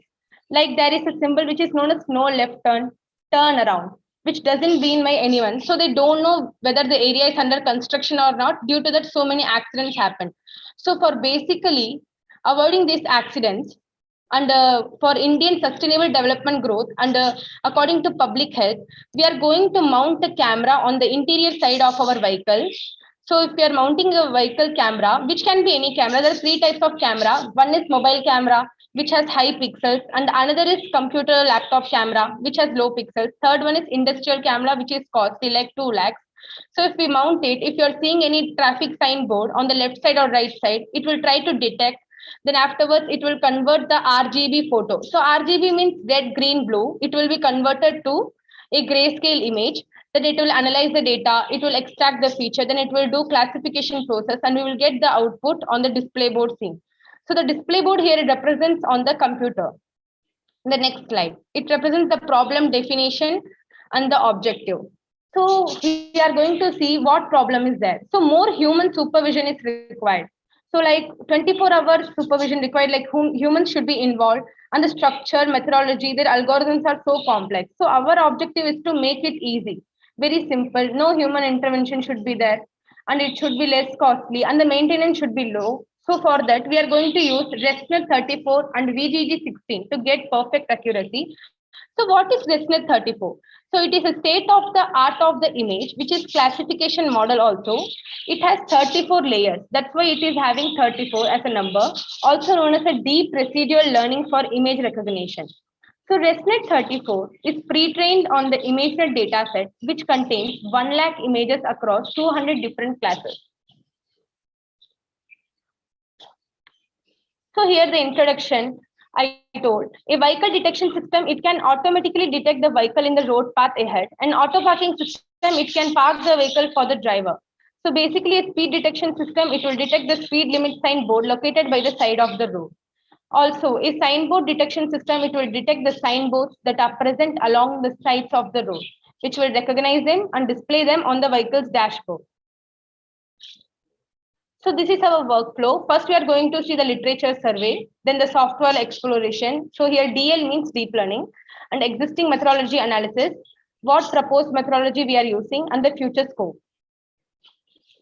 This is the mechanism of our automatic traffic detection. So first, image acquisition means we are going to place any image which has a traffic sign input. So after going through the automatic sign detection board, there are two major phases, which is known as traffic sign detection and traffic sign recognition. After going these two stages, it will give the output. So this is literature review. So what is a literature review? The literature review is a written overview of major writings and other sources on a selected topic. So the sources which are covered in the review may include scholarly journal articles or books, government reports, then websites, etc. The literature review, it provides a description, summary, and evaluation of each source. So in 2016 and 17, Mashiha Sabnam and Janvi Nimble, they tried to work on the deep learning technique, but they tried mostly on the car path. They want to detect the car by using the version of the car, by using the name plate detection for smart parking system on the malls. Like this, similarly, in 2022 and 21, also Fahim and Yuval Shain, they were working for different facility parking system. No one was able to work on the traffic sign detection. They were just giving a mapping radio, like entry point and exit point, which will be already stored on the data. So the car will go from entry point to exit point. That's it. Nothing it will do. This is the existing methodology. In existing methodology, they used so many algorithms, which are so complex, like 2 to 3% people can only understand who have high persuaded degrees. So they will try to represent the lane, the roadside lane, as a parabolic curve, and the obstacles which are present on the road, they will try to represent it as a shape of colors like pink, red, to represent which type of obstacles are there. Like positive samples here, it represents humans. Negative sample, it represents non-living things like traffic, then trucks. And also they have inserted GSM based chips and RFID chips, which are known as radio frequency interfrequency devices. For inserting these chips, it requires more costly things. This is the proposed methodology. So here we are not going to use any RFID or GSM chips because it costs more, and we have to also put so many sensors, and maintenance required is high and less human involvement required. And also it is specially designed for school and hospital zone area to prevent accidents in daily to daily life. This is the proposed workflow chart. So first, it's written RGB to gray conversion, which I already told. RGB means red, green, blue. So basically, we all have a doubt why the traffic sign symbol, it looks like a red color outside the border. Because as the wavelength of red light is maximum, so it is least scattered by the atmospheric particles. Therefore, it is used in traffic signals and signs and on the road. So basically red is visible to the human eye at the night time and in morning also. So afterwards, I already told it will go through two phases, which is known as detection phase and recognition phase. First one is modified connected component labeling. What is connected component labeling? So it is also known as TCL. It's a basic algorithm in image processing and an essential step in nearly every application dealing with object detection. It groups together pixels belonging to the same connected component, example object. So connected component labeling is used in computer vision to detect connected regions in binary digital images, also color images, and then data with higher dimensionality, which can also be processed. Afterwards, the region, particular region will be selected from an image, which requires next page, that is recognition phase. Afterwards, it will decomposing the region into parts, means it will divide into small volume parts. Then the featured vectors will be used like sum and product algorithms. Afterwards, it will go through a verification whether it's a false or true. If it's true means it will show on the output, that is display board. False means it will be rejected. So next, how much effective and productivity of the system here it is. So it is really effective for our future scope. It really gives high accuracy rate if it works along with KRAS and NLP. Here NLP represents a natural language processing, and also in recent years it is used in computational power for large amount of data extraction. So traffic sign symbols means there are so many traffic sign symbols like 2 lakhs, 3 lakhs, so many symbols are there. For these many large number of data, so much storage space is required. So that's why we are using deep learning technique here. So next, this is the model-based layout diagram. So there is in the middle, which is known as L2989 motor driver, which has two motors, which is known as M1 and M2, also known as motor A and motor B, which are connected to DC motors. So the L2989 motor, it will control the speed of the DC motors, and we are using lithium-ion battery along with Arduino, which is connected to the ground, and 12 volt and 5 volt VCC pins. This is the block diagram, and first we are going to use computer laptop camera along with the webcam, which will be installed by using IP webcam app. So for tracing our IP, what is the IP of our system? Afterwards, the simulation app we are going to use, that is MATLAB app, the varargin function. So varargin is a very important input variable, which is a function definition statement that enables the function to accept any number of input arguments. Already told, so many input arguments like object, their variables, obstacles, these should be installed. Specify varargin by using lowercase characters. After any explicitly declared input, include varargin as the last input argument. So varargin, it also stands for the full form, variable number of arguments. You can input any number of arguments to the function, and these inputs are read by nargin. Nargin, which means the number of inputs. Afterwards, it will give a pop-up detection, that is a signboard dashboard. Then it will classify and the output will be shown. This is the benchmark report analysis. So here we will try to test the new images, that we will train the data. Like it can be seen in the right side of the image. We are giving different inputs like 30 kilometers stop, then no left turn. So we are trying to guess on by using deep learning method how much it's able to guess accurately. First image, it's showing somewhat lightly blur. Second one, how much distance far it can cover. Third one, like this, it's showing. So next slide, it represents the hardware and software description, which will be explained by my teammate Divya. Hi sir, my name is Divya and I'm going to be briefly explaining about the hardware and software which is utilized in this project. So the hardware that is used, we use a laptop and a webcam, Arduino Uno, a motor driver L298N, a 5-volt DC motor, and a vehicle tire. Next slide. So this is an Arduino Uno. Arduino is an open source electronic platform based on easy to use hardware and software. Arduino senses the environment by receiving inputs from many sensors and affects its surroundings by controlling lights, motors, and actuators. Arduino has 14 digital input-output pins and 6 analog input-output pins. And Arduino commands the device based on the code that is provided. It contains everything needed to support the microcontroller. Simply just connect it to a computer with a USB cable or power it with an adapter or battery to get started. Arduino has been used for a long time in electronic projects and has been the favorite board for beginners in the electronic world because it's so easy to use. Some of the benefits of Arduino are: it's easy to use. Arduino is super easy to learn. Any beginner can learn Arduino with little or no knowledge of programming. It uses a simplified version of C, C++ language, which is easily adaptable. It is an ideal board for beginners. Arduino has inexpensive hardware. Arduino boards are available at low cost. To start building your first program, you just need an Arduino board, and its development tool ID is freely available on the internet. There is no need for any external hardware, and multiple projects can be made using a single Arduino board, which cuts the overall project cost by a great margin. Arduino has an active user community. Thanks to the open source nature of Arduino projects, a lot of work on multiple topics has already been done. Multiple Arduino projects starting from fan controllers to smart homes have been designed already. Arduino supports cross-platform support. Arduino is not only limited to Windows, it is also available in multiple other platforms like Windows and Mac, like Linux and Mac OS. It has tons of libraries. Functionality of Arduino boards can be extended using these libraries. Libraries provide the user free hand to play with the hardware and manipulate the data easily. Next slide. Next slide. So this is a motor driver.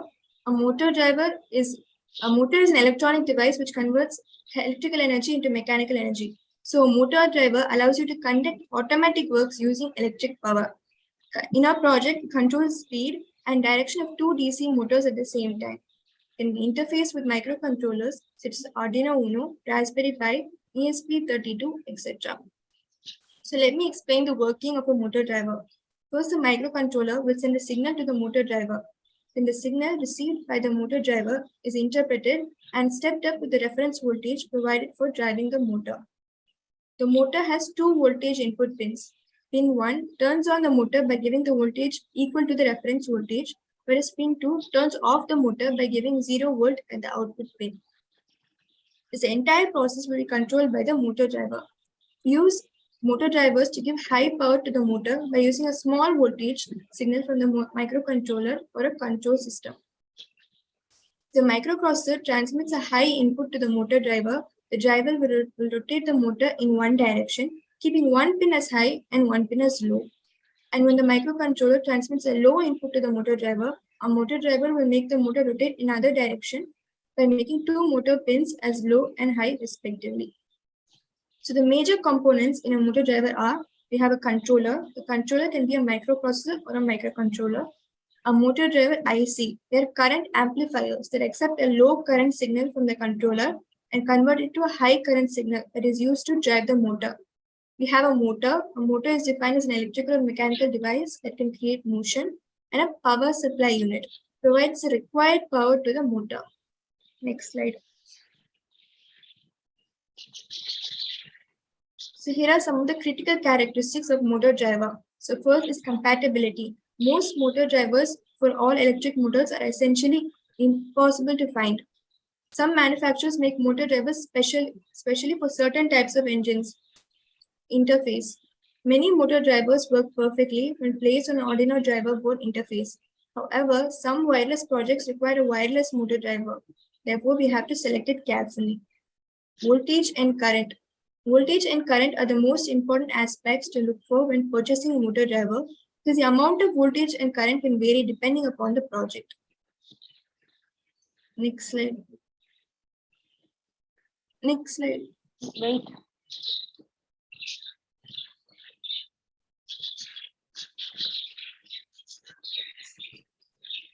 DC motor. A DC motor is defined as a class of electrical motors that convert DC electrical energy into mechanical energy. DC motors take electrical power through direct current and convert this energy into mechanical rotation. A DC motor is composed of the following main parts: an armature or a rotor. The armature of a DC motor is a cylinder of magnetic laminations that are insulated from one another. The armature is a rotating part that rotates on its axis and is separated from the field coil by an air gap. A field coil or stator. A DC motor field coil is a non-moving part on which winding is wound to produce a magnetic field. a commutator and brushes. The primary function of a commutator is to supply electric current to the armature winding.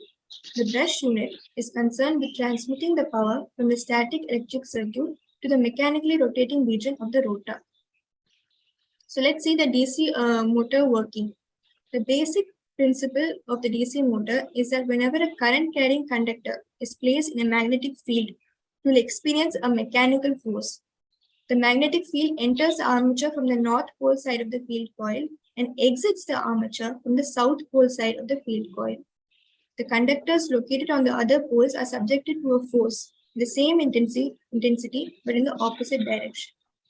These two opposing forces will create a torque that causes the motor armature to rotate. So let's see the types of DC motor that are available. So DC motors have a wide range of applications ranging from electric shavers to automobiles. To cater this wide range of application, they're classified into two different types based on the field winding connections to the armature as self-excited DC motor and separately excited DC motor. In self-excited DC motor, the field winding is connected either in series or parallel to the armature winding. In a separately excited DC motor, the field coils are energized from an external source of DC supply. Next slide. Here I'm going to explain about the software that is used. We're using Arduino IDE, MATLAB in Simulink, Blink app, and IP webcam. So an Arduino IDE. The Arduino IDE is an open source software which is used to write and upload code to the Arduino boards.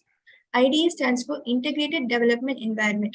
The program or code written in the Arduino IDE is called sketchy. We need to connect it with Genino and Arduino board with IDE to upload the sketch written in the Arduino IDE software. The sketch will be saved with the extension .ino. So this is an example of how an Arduino IDE would look like in real time. Here, Java point is the name of the file. Next, we have the toolbar to upload or verify the code. We have a text editor for writing code. The configured board and serial port shows the number of errors, and this black box will display the error messages. The Arduino software uses the concept of a sketchbook, a standard place to store your programs. The sketches in your sketchbook can be opened from File Sketchbook menu or from the Open button on the toolbar. Next slide.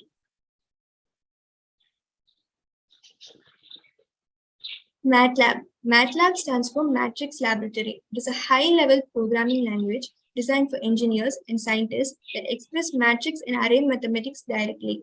You can use MATLAB for everything, from running simple interactive commands to developing large-scale applications. Simulink is a simulation and model-based design environment created by MathWorks to model, simulate, and analyze multi-domain dynamic systems. For modeling and simulating dynamic systems, Simulink offers a graphical editor, flexible block libraries, and solvers. Because of its integration with MATLAB, you may export simulation results for additional analysis and include MATLAB algorithms into models. So this is an example of how MATLAB would look like, and we have typed our code inside. Next slide. So this is the block diagram. So the first block here does not have any customization for block appearance, and by default shows the name of the system object. Here the word customization means modification. The second block shows custom text and custom port labels on the block icon. The third block shows the custom block icon image. The algorithm is applied to the generated code, which is compiled through a third-party toolchain. It is then run on hardware. This diagram shows the image undergoing 3 processes. Next slide. Blink app. Blink app is a platform for the development of smartphone applications that work with a wide range of microcontrollers. With Blink, you can create smartphone applications that allow you to easily interact with microcontrollers or even full computers such as Raspberry Pi. You can control an LED or a motor from your mobile phone with literally zero programming. You can use it to monitor the soil humidity of your vegetable garden, turn on the water, or open up your garage door just with your phone. The Blink app is really an app editor. It allows you to create one or more projects. Each project can contain graphical widgets like virtual LEDs, buttons, value displays, and even a text terminal, and can interact with one or more devices. This platform consists of three main parts. The Blink server is responsible for all the communication between smartphone and hardware. Blink libraries for all the popular hardware platforms. It enables communication with the server and processes all the incoming and outgoing commands. The example provided here shows a Blink app display. These are the controllers or operators used to control the end devices or things. Next slide. So, we are going to use which methodology here? That is deep learning. Why especially deep learning we are going to use? Because we know so many programming languages are there, which is known as C programming, C++, Python, etc., artificial intelligence. But we are using deep learning because deep learning has a special kind of property, which is also known as a subset of machine learning. So it teaches the computers to what to do, which comes naturally to humans. So for example, if I am writing a deep learning code, it will exactly think what I am thinking, how I will behave, what I will do in that stage, how it will react. It will exactly behave how I behave. Similarly, it has a special kind of features. It can store large amount of data. So here I have given two examples, which is known as example 1, disease detection. So a patient has come with an X-ray image for lung disease detection. So first that X-ray image is pre-processed and the augmentation processing is happening. Like it will be divided into small volumes.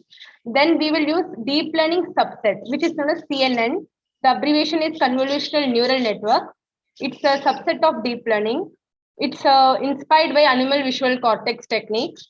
After that, it will do classification and it will try to match the input data with the properties, whether it's matching or not. Like it is the symptoms of pneumonia or it's a normal lung or viral pneumonia. If it's a normal lung means nothing will come on the result. If it has pneumonia and viral pneumonia means it will display in different types of colors like yellow, pink for disease detection. So here in left side, another image is there, like medical image, X-ray image, any image if you are giving for cancer detection. First, it will be done pre-processing technique. It will try to pre-process. It will split the image into two halves. Then the features will be extracted. Like what are the properties? In left side of the image, what is there? In right side, what is there? How much it's there? How much volume space it occupied? Then the feature will be selected. In which space it is looking like something is wrong. It will extract that feature. Then it will try to classify. If it has cancer means it will show yes or else it will show no. So second example, it represents the car detection. Like if we are showing any car pic, like Maruti Suzuki, any car like nano car. So it will try to extract the feature and it will do classification simultaneously at the instant of time by trying to extract the car model, the display board, which will be nameplate available on it. If it's a car means it will show yes or else no. So next slide. I already told subset of deep learning. It is a CNN algorithm. It's a hybrid algorithm, also known as. So basically, CNN, it's an inspired organization of animal visual cortex. It is basically inspired by animal visual cortex image. Like animal image, if a leopard or cat image is shown, it will try to divide into small grids for more high dimensional quality. So it will show a grid pattern for getting high volume and high dimensional HD images. For basically that purpose, we are using CNN. So there are 5 different layers in CNN, which is known as input layer, convolutional layer, along with ReLU. So what is ReLU?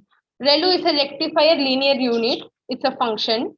And pooling layer, fully connected layer, softmax logistic layer, and output layer. First, the input layer. The input layer in CNN should contain image data. Like we will give image. The image data is represented by 3-dimensional matrix like length, breadth, and height. Then afterwards, second layer, which represents convolutional layer, which is also sometimes called as feature extractor layer, because features of the image are get extracted within this layer. First of all, a part of image is connected to convolutional layer to perform convolutional operation. So the convolutional layer also contains ReLU activation to make all negative value to 0. So I have already told positive and negative value. So here for denoting positive value, it represents the humans, like living things, animals, birds, etc. Negative values means it's objects, non-living things, truck, car, etc.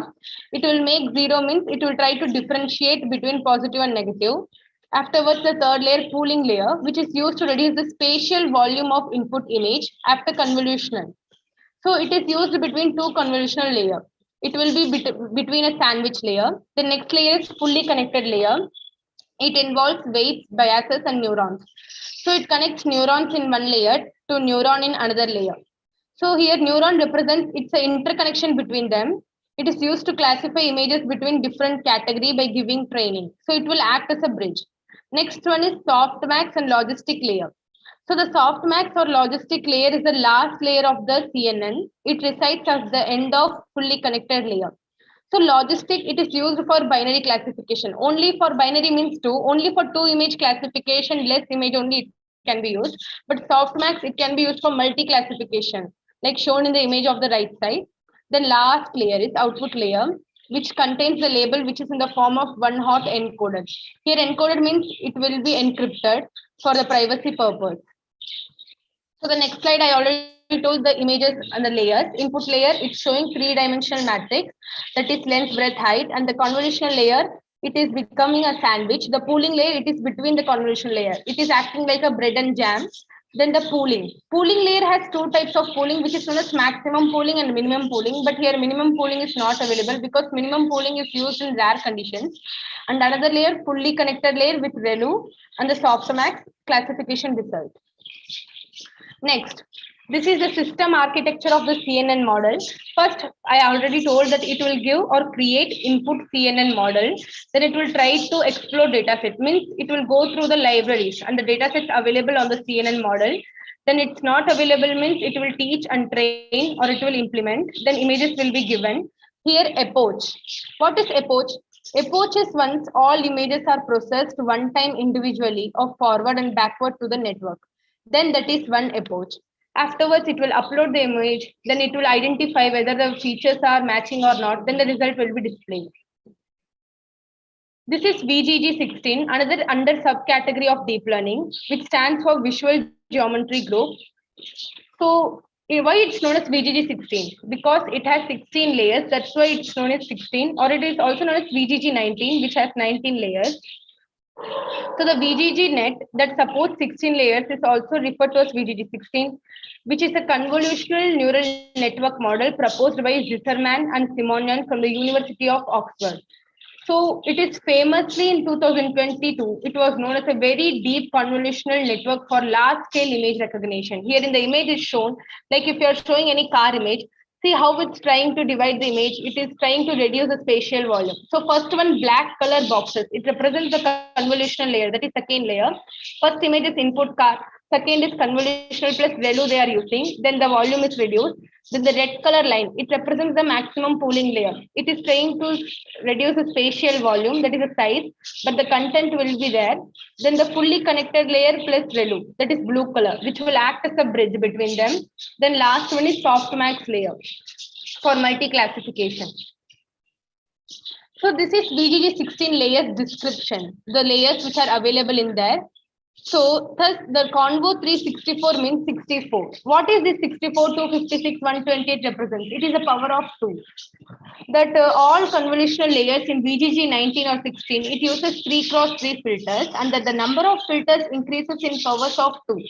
In powers of 2, it means 64, 128, 256, 512. So in all the convolutional layers, stride length which is used in 1 pixel with a padding of 1 pixel on each side. There are 5 sets of convolutional layers. 2 of them, it has 64 filters. And the next set, it has 2 convolutional layers with 128 filters. Then the next set, it has 4 convolutional layers with 256 filters. And the next 2 sets, it has 4 convolutional layers with 512 filters. There are maximum pooling in between each set of convolutional layers. So the maximum pooling layers, it have 2x2 filters with stride of 2 pixels. Here pixels represents the dimensionality and HD. The output of last pooling layer, it is flattened and fed to fully connected layer with 4096 neurons. Neurons represents the interconnection which will act as a bridge. The output goes to another fully connected layer with 4096 neurons, whose output is fed into another fully connected layer with 1000 neurons. So after connecting to each connected layer, it will try to reduce the neuron levels, like the bridge level. All these layers, they are connected by ReLU. Finally, there will be a softmax layer which uses cross entropy loss. Then the layers with trainable weights are only the convolutional layers, and the fully connected layers, maximum pool layers, is used to reduce the size of the input image. Where softmax, it is used to make the final decision. It will only give the output to us. So this is the hardware, the experimental setup. We have not yet completed, it's just a half of the completion. We have just set up one DC motor to check the training data sets, and we are teaching it for new traffic signs.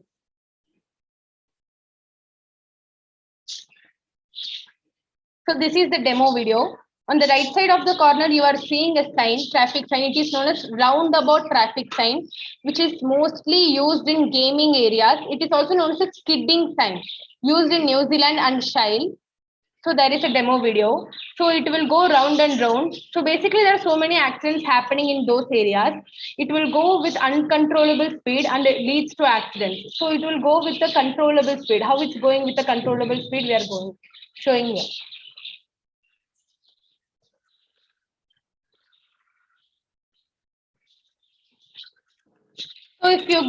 So already we have given data to it. It's just a 20 kilometer speed. So if you want more speed means you can give, but it will go uniformly. It won't increase. So no accidents will happen.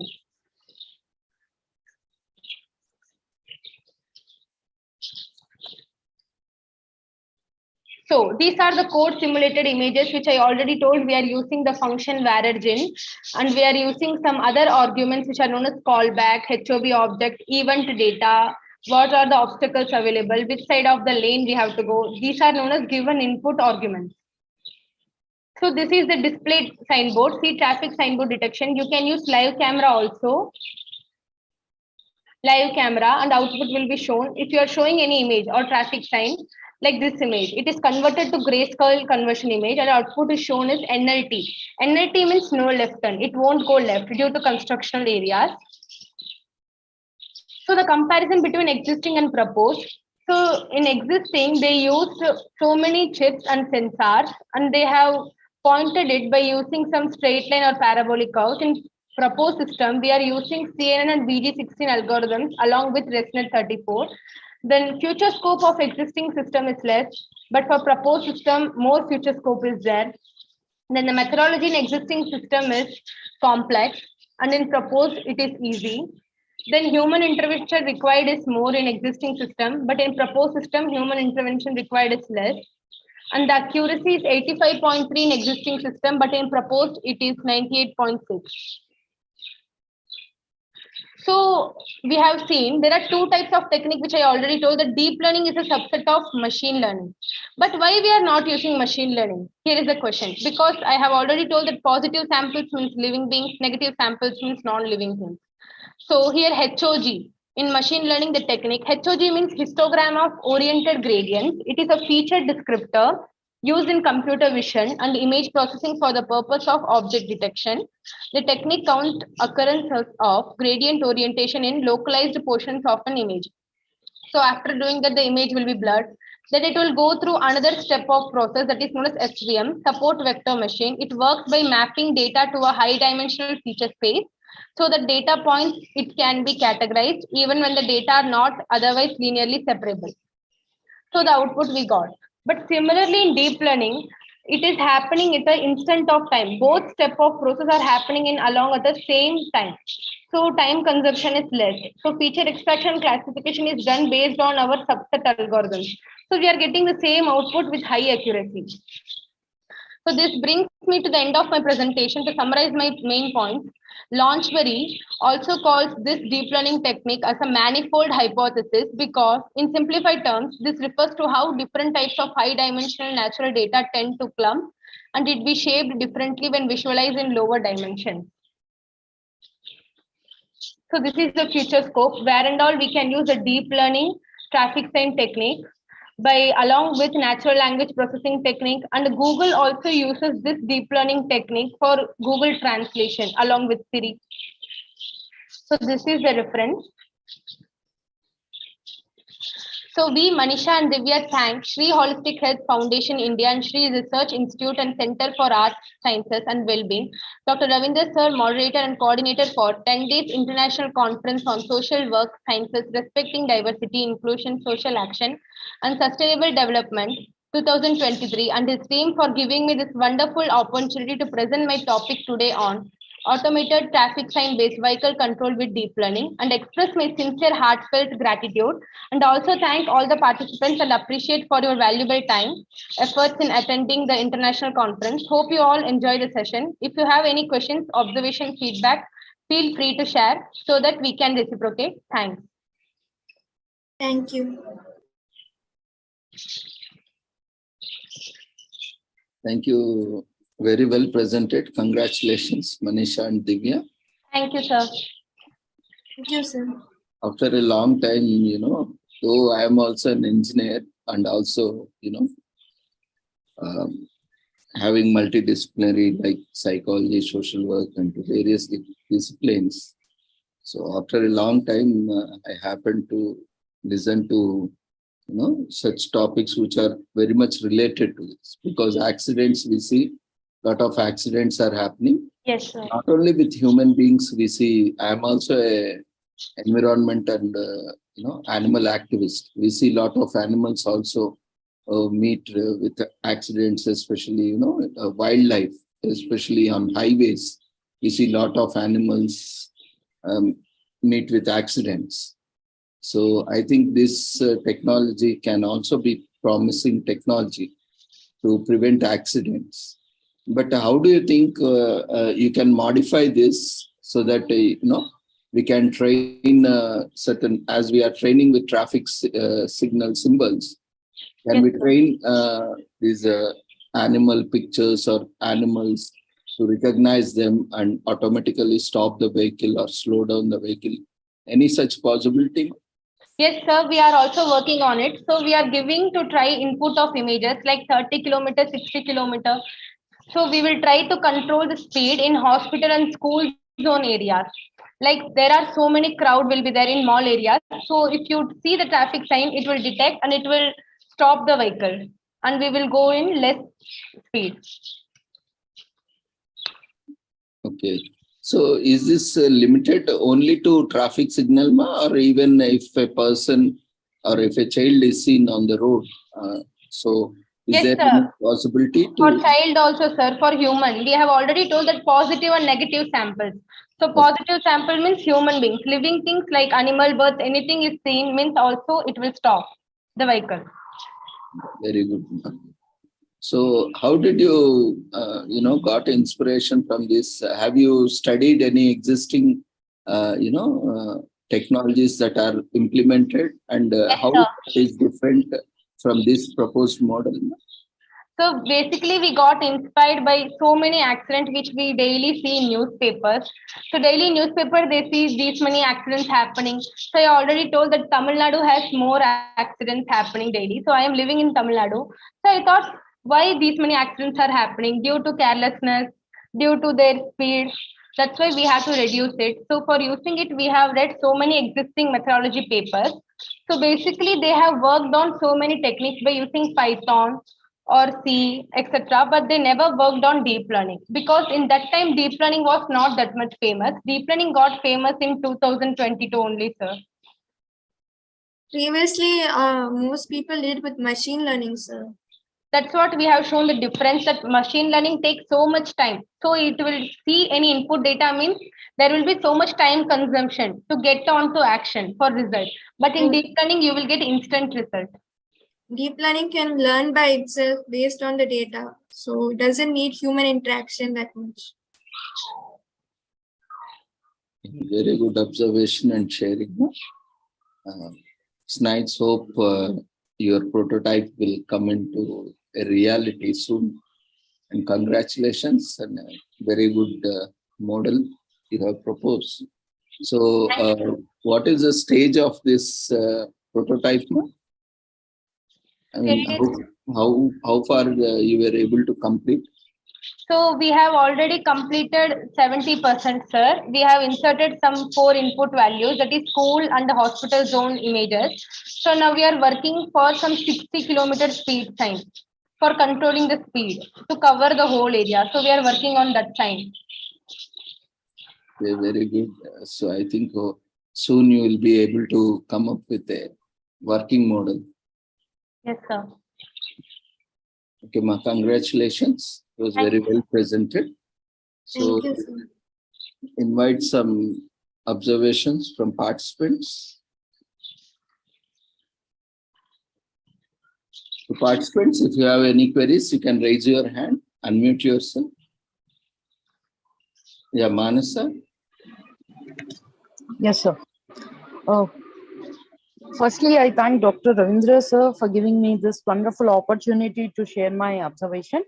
And also, I would like to thank Manisha and Divya, doing such a wonderful things and contributing a lot to the society. And keep going on. All the very best. Thank you, ma'am. Thank you so much, ma'am. It's our pleasure.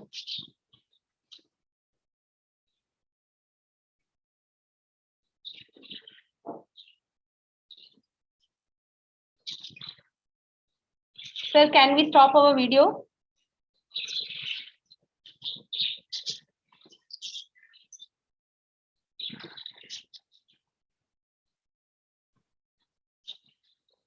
Anyone else would like to share your observation? If you have any queries, you can raise your hand or unmute yourself.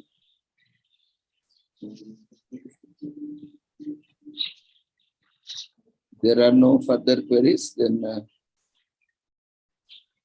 congratulations once again, Manisha and Divya. Thank you, sir.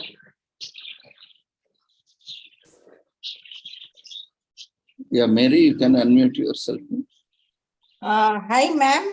Actually, congratulations to the lot of work you have done for the presentation. And I thank Dr. Ravindra sir and Sri Holistic Health Foundation for giving me opportunity to express my opinion. Actually, it's a new topic for me, ma'am, but you've done a lot of hard work and you put a lot of effort in the presentation. So I learned a lot from this.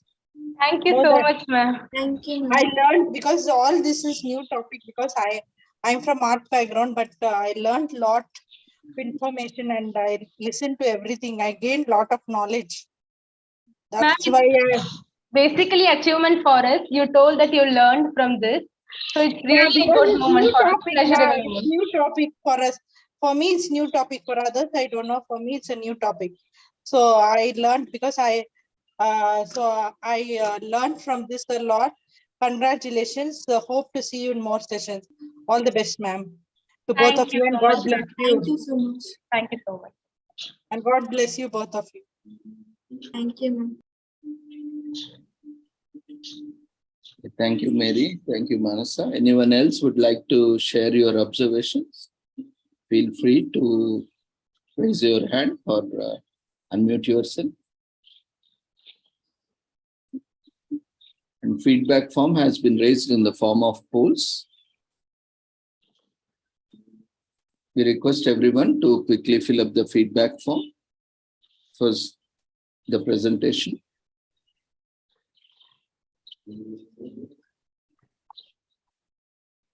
And there are few messages in chat box also, like from Virendra Kumar Thakurji, and he is also from IT. Sir, you would like to share your observation? Virendra Kumarji.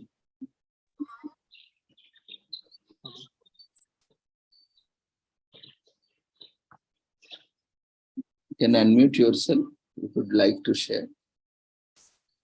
He is also professor in computer and science engineering. Very good presentation.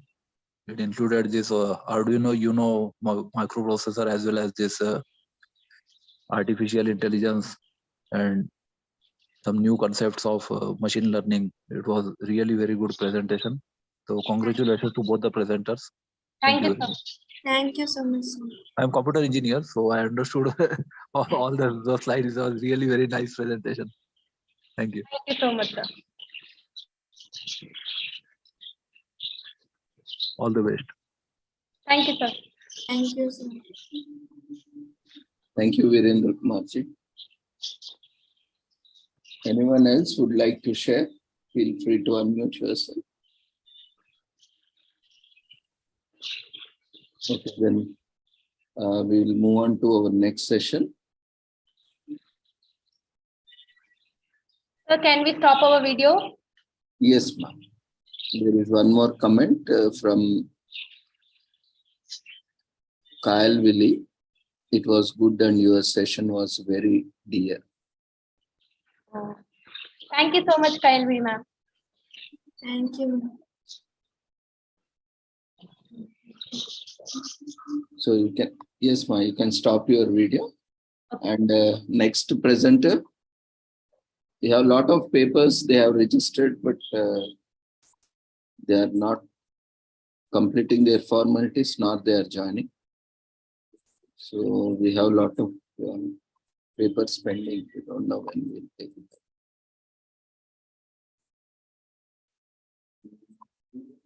Okay, then we'll move on to our next speaker. Any other speakers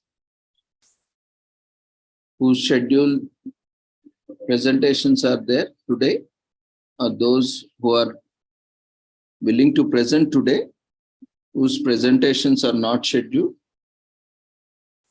You can share your details in the chat box so that we can take it up, and on-spot registrations also. If you are willing to present, you can share your details.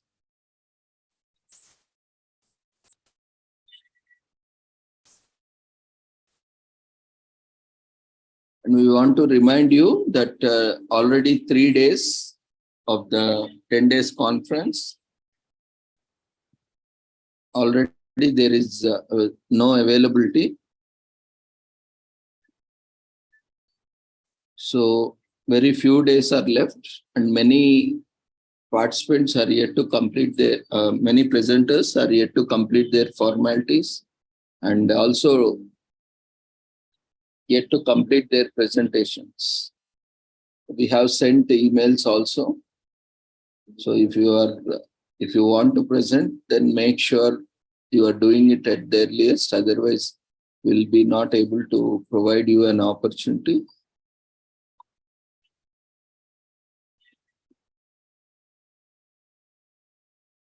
So next, Manasa.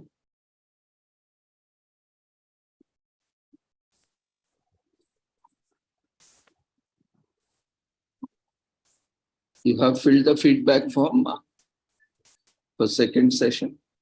Yes, sir. Okay. Can minimize the feedback form Okay, sir. if it is open from your end.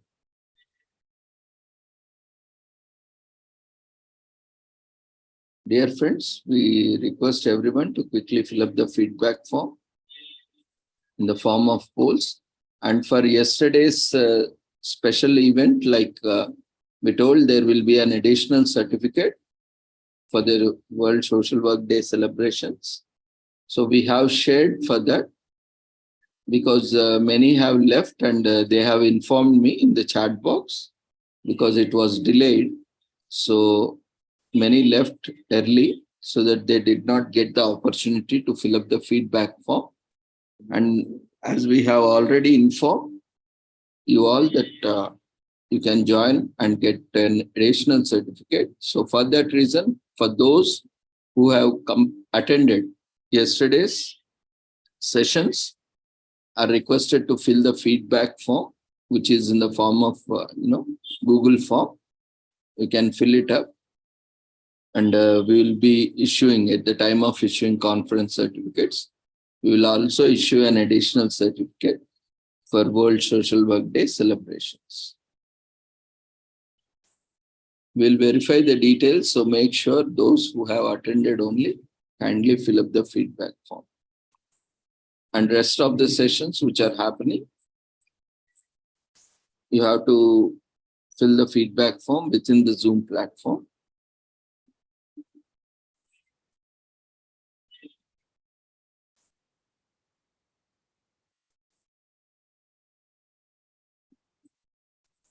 Yeah, Manasa, you can start your audio, video, and presentation.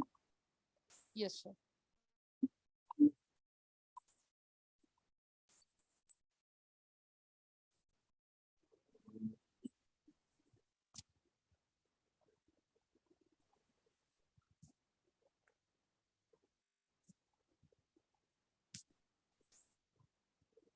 Sir, is my screen visible, sir? Yes, ma'am. Okay, sir.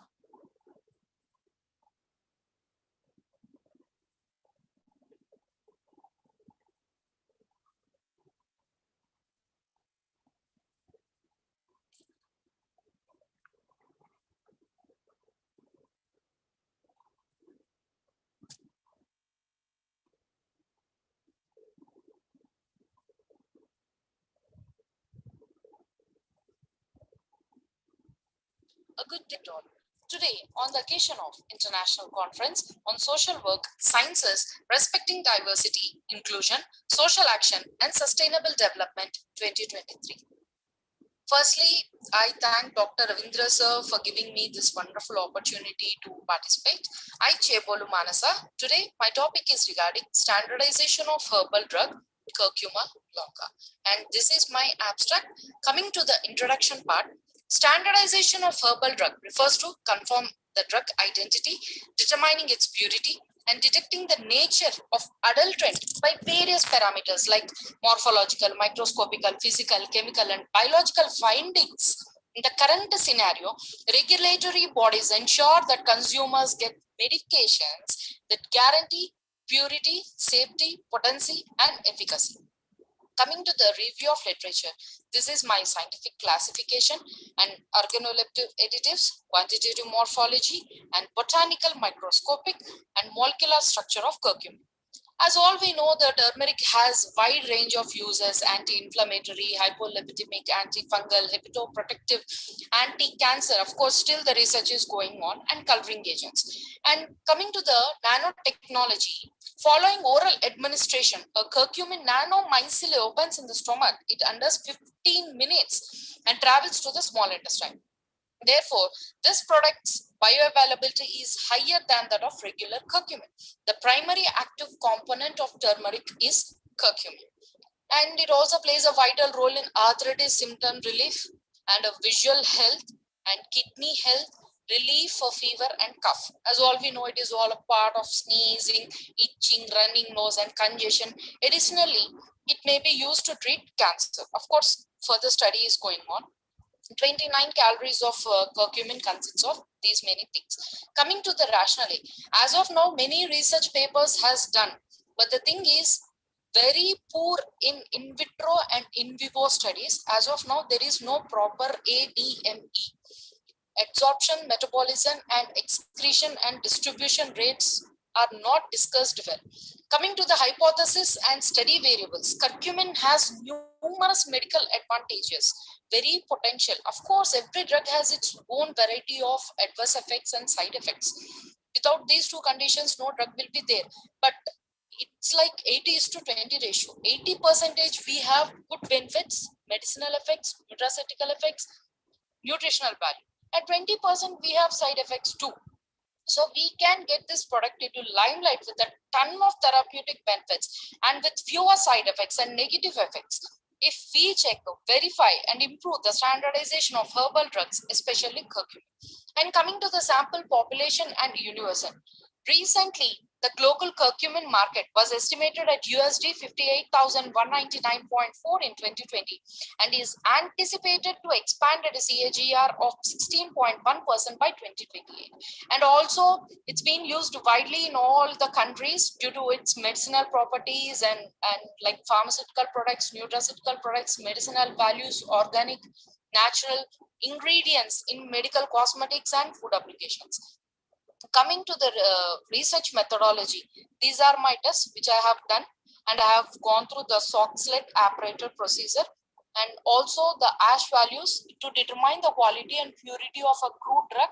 3 forms like total ash value, acid insoluble ash value, water soluble ash value. And coming to the chemical analysis, I prefer TLC because it's a laboratory technique meant for the separation of components or mixtures. We can do it in the lab.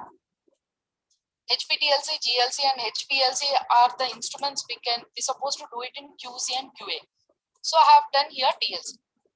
Taking the stationary phase silica gel GF and mobile phase chloroform is to methanol is to glacialistic acid. 94 is to 5 is to 1 and the agent yellow fluorescent spot. Activation of plate for 1 hour 105 to 110 degrees centigrade and detection UV under 435 nanometers. And this is my procedure. Data analysis and interpretation. Recently, a survey has done who consumed higher doses of curcumin, experienced diarrhea, headache, nausea, and yellow stones. Of course, and again, one more, a phase 1 trial with 25 subjects using 80,000 mg of curcumin per day for 3 months found no toxicity from curcumin. And these are my values. And coming to the estimation, standard preparation and sample preparation, these are my values and graphs. Coming to the limitations, curcumin has been confirmed to exhibit very poor bioavailability with many studies. Because of that particular reason, we have to go a in-depth study. Very low or even undetectable concentrations in blood and extra-intestinal tissue, primary reasons postulated are due to its poor absorption, rapid metabolism, and chemical instability. Summary, we have to follow all the parameters which related to the standardization of herbal drugs. And coming to the conclusion, for research work to be successful, it is necessary to have an in-depth knowledge of the significant herbs that are indigenous to India and are frequently incorporated into Ayurvedic remedies. It is absolutely necessary thoroughly to investigate the relationship between the consumers and their mental health before submitting a patent application to World Health Organization and Food Drug Administration. And these are my references. I request for Q&A, valuable suggestions and comments. Once again, I thank Dr. Ravindra sir for giving me this wonderful opportunity to participate, and also Sri Holistic Health Foundation India, Sri Research Institute, Center for Art, Sciences and Wellbeing.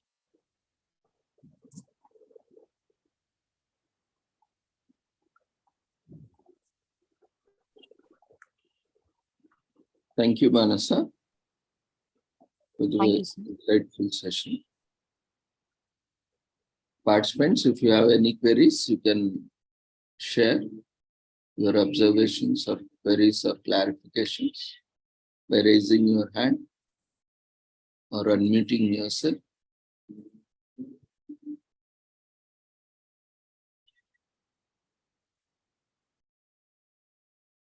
Yeah, Mary. You can unmute yourself. Congratulations, Manasa. Actually, I heard that day's presentation, this day's presentation. So you bring very different topics to the platform. So I learned a lot from your presentations because I'm from not this background. So I learned a lot of this. There's a lot of points I jotted down. So it's a lot of takeaway for me from your presentation. Thank you, ma'am. Thank you so much. Research, and you've done it very systematically. Hypothesis, review of literature, everything systematic. For the hard work you've done, it's an excellent presentation. Congratulations and God bless you. Thank you, ma'am. Thank you so much.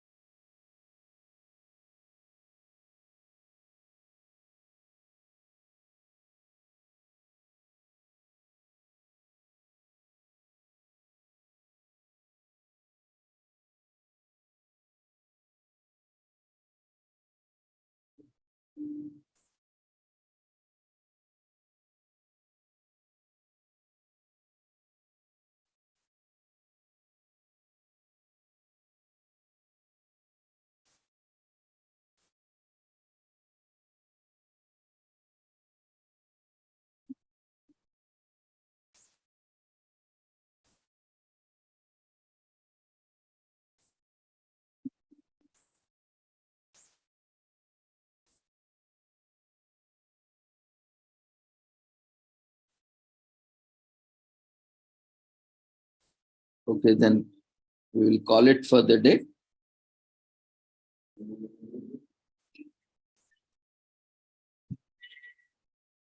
Before that,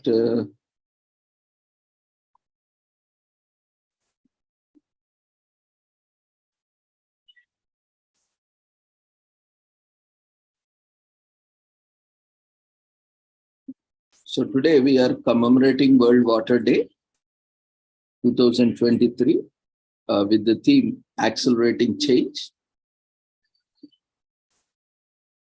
As this World Water Day is about accelerating change to solve water problem and sanitation crisis. As water affects us all, we need everyone to take action. That means you, me, and everyone. We all can make a difference by changing the way we use, consume, and manage water in our lives. Our commitments will be added to the action of Water Action Agenda, which was launched at the UN 2023 Water Conference, which is the first event of its kind for nearly 50 years.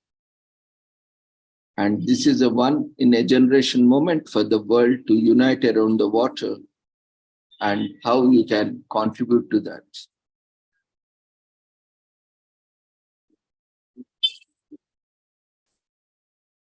So be the change you want to see in the world. There is an ancient story of a hummingbird, and it is about how we react to a crisis. Right now, we face a water and sanitation crisis. Do we stand and stare, or do we act? One day in the forest, a fire broke out. All the animals ran for their lives. They stood at the edge of the blaze, looking at the flames in terror and sadness.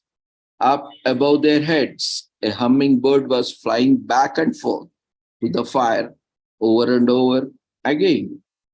The bigger animals asked the hummingbird what she was doing. "I'm flying to the lake to get water to help put out the fire." The animals laughed at her and said, "You can't put out this fire." The hummingbird replied, "I'm doing what I can." So the hummingbird is helping to solve the problem, one drop at a time. She is being the change she wants to see in the world. You can be a hummingbird too.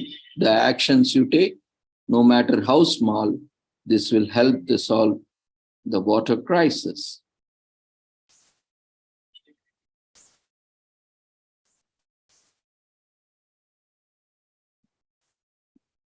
So we should not think that we cannot do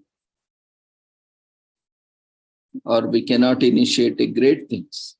Even many people who initiated with the small steps have gained the momentum and had done wonders in this world.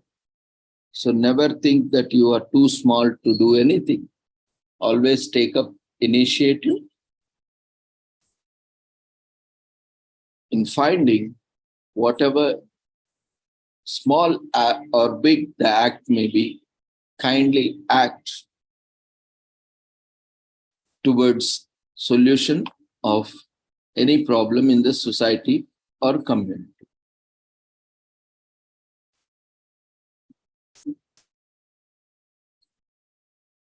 So here are few actions and a list of personal commitments to solve the water and sanitation crisis. So save water by taking shorter showers, and don't let the tap run while brushing your teeth or doing dishes and preparing food. Break taboos. Talk about the critical connection between toilets, water, and menstruation. Make it equal. Share water fetching between women and men, girls and boys. Flush safe. fixing leaking water and waste pipes, empty full septic tanks, and report dumping of sludge. Stop polluting. Don't put food waste, oils, medicines, and chemicals down your toilet or your drains. Eat local. Buy local, seasonal food, and look for the products made with less water. Be curious. Find out where water comes from and how it is shared, and visit a treatment plant to see how my waste is managed. Protect nature. Plant a tree or create a rain garden. Use natural solutions to reduce the risk of flooding and store water. Build pressure. Write to many elected representatives about budgets for improving water at home and abroad. Clean up. Take part in the cleanups or organize a cleanup drive of local rivers, lakes, wetlands, or beaches. So you can plan any of these or any other innovative ideas that can help in water conservation and management.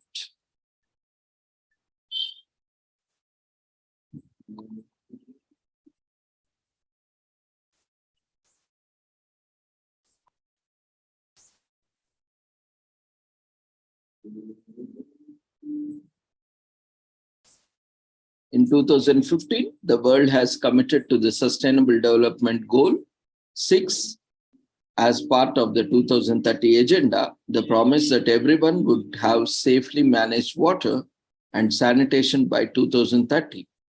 Right now, we are seriously out of track. Billions of peoples and countless schools, businesses, healthcare centers, farms and factories are being held back because of their human rights to water and sanitation still need to be fulfilled. There is an argument and an urgent need to accelerate change, to go beyond business as usual.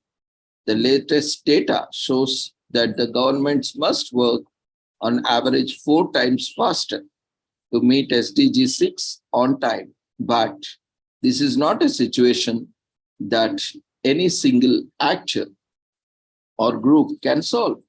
Water affects everyone, so we need everyone to take action. Disinfection throughout the water cycle undermines progress on all major global issues, from health to hunger, gender equality to jobs, education to industry, and disasters to peace. We all can play a role. 1.4 million people die annually, and 74 million will have their lives shortened by disease related to poor water, sanitation, and hygiene, as per World Health Organization 2022 statistics. Today, 1 in 4 people in 2 billion people worldwide lack safe drinking water, as per World Health Organization and UNICEF 2021. Almost half of the global population, 3.6 billion people, lack safe sanitation, as per World Health Organization and UNICEF 2021 records. Globally, 44% of the household wastewater is not safely treated, as per UN Water 2021. Global water demand in water withdrawals is projected to increase by 55% by 2050, as per OECD 2012. Now, undoubtedly, 2023 is a particular year for commitments regarding the use of water and its sanitation. It also coincides with the start of UN 2023 Water Conference, which is being held from today, 22nd to 24th, till 24th in New York.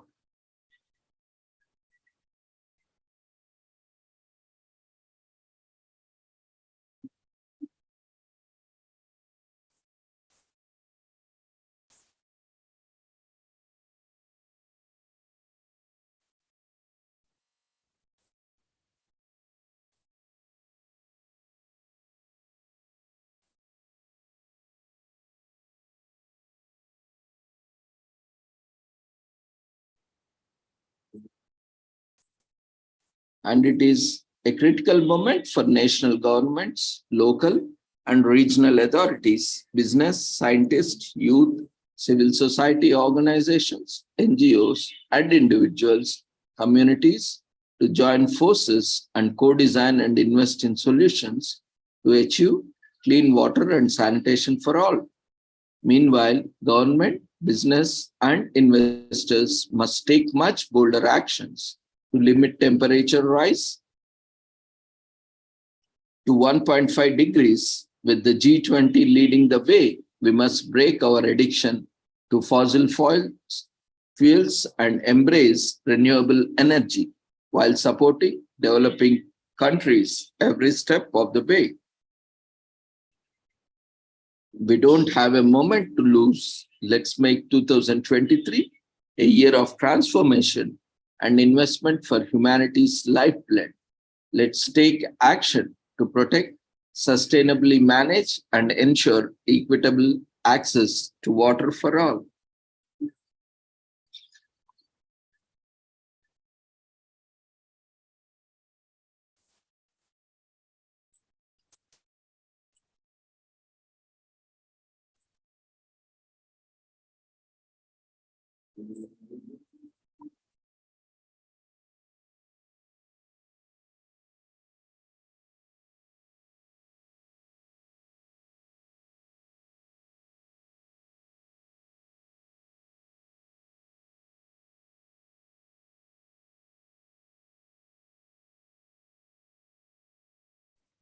In March 2023,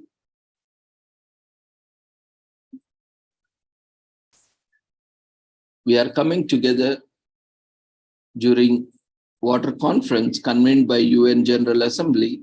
The parameters of the outcomes of the UN 2023 water conference are described in General Assembly Resolution 75 by 212. The mandated outcome document of the conference is summary of its proceedings.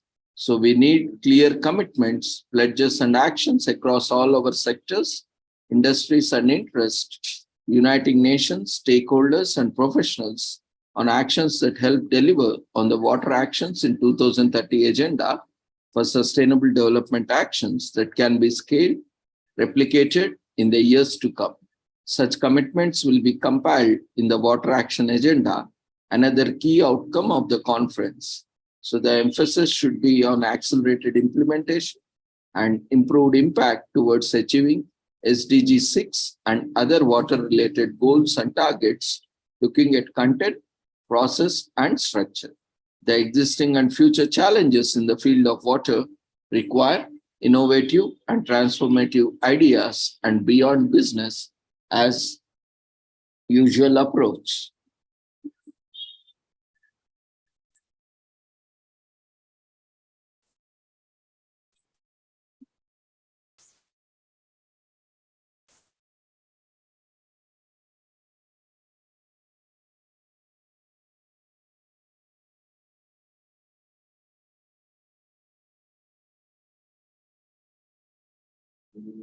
So various initiatives like reverse restoration, SDG 6, 13, and 15, engaging the community towards water management and well-being of coral reef systems, SDG 6, 14, and 17, setting up wastewater surveillance system to support public health decisions, SDG goal number 6, accessing and advancing access to drinking water, goal number 6.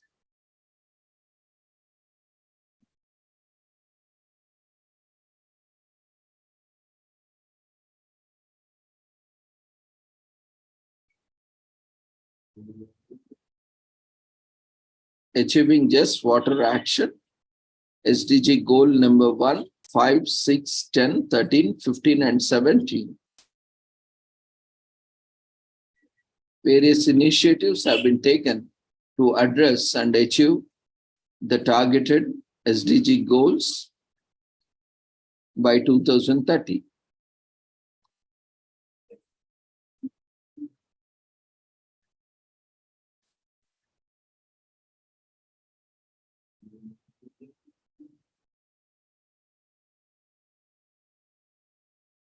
And this decade, from 2018 to 2028, it is International Decade for Action on Water for Sustainable Development. As water is essential, every drop counts. Access to water and sanitation is a precondition to life and a declared human right. Water is vitally important sustainable development, from health and nutrition to gender equity and economics. Over the coming years, our water-related challenges will become more urgent. This increasing demands of a growing population and rapidly developing global economy, combined with the effects of climate change, will exacerbate lack of access to water and sanitation for domestic uses. In fact, many experts argue that an unpredictable supply of water could constrain socio-economic progress in the future. In the order of accelerated efforts towards meeting water-related challenges, the United Nations General Assembly declared 2018 till 2028 as the International Decade for Action, Water for Sustainable Development. The Water Action Decade will commence on the World Water Day on 22nd March 2018 and will end on World Water Day, 22nd March 2028. So the objectives of the decade focus on sustainable development and integrated management of water resources for the achievement of social, economic, and environmental objectives, and on the implementation and promotion of related programs and projects, as well as on the furtherance of cooperation and partnership at all levels in order to help to achieve internationally agreed water-related goals and targets, including those contained in 2030 Agenda for Sustainable Development. The decade also highlights the importance of promoting efficient water usage at all levels, taking into account the water, food, energy, environment nexus, and stresses the importance of the participation and full involvement of all relevant stakeholders, including women, children, young people, older persons, persons with disabilities, indigenous peoples, and local communities.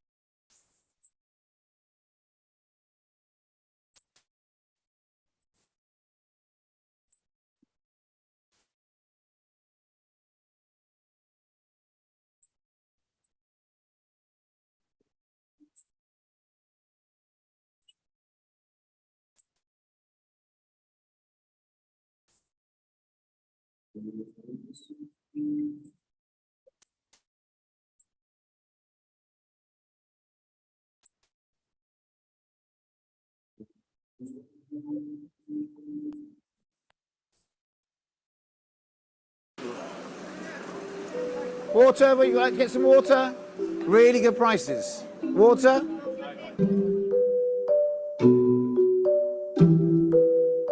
Excuse me? Are you interested in water, madam? Hi there. This is water from Somalia. How much this one? That one's 20 kilometers. This one that's 10 kilometers. Children in Somalia are having to walk 10 kilometers to get water, sometimes in drought up to 50 kilometers. So you need to walk 30 kilometers for this water. Are you interested? No, I'm not. So are you interested? Doesn't look like I'm selling any water today. This is my first customer. Would you like to go for the 1 kilometer water? Okay. He's got 2 kilometers to travel. 200 meters so far. Fortunately, you haven't traveled far enough. I'm so dying for this water. I finished. Yes! So now you can have the water. Oh, thank you so much. Well done for getting it. You should always check the ingredients. Cholera, Typhoid. hepatitis A. Not good? Those are all deadly diseases. It is dangerous. Are you happy drinking this water? No.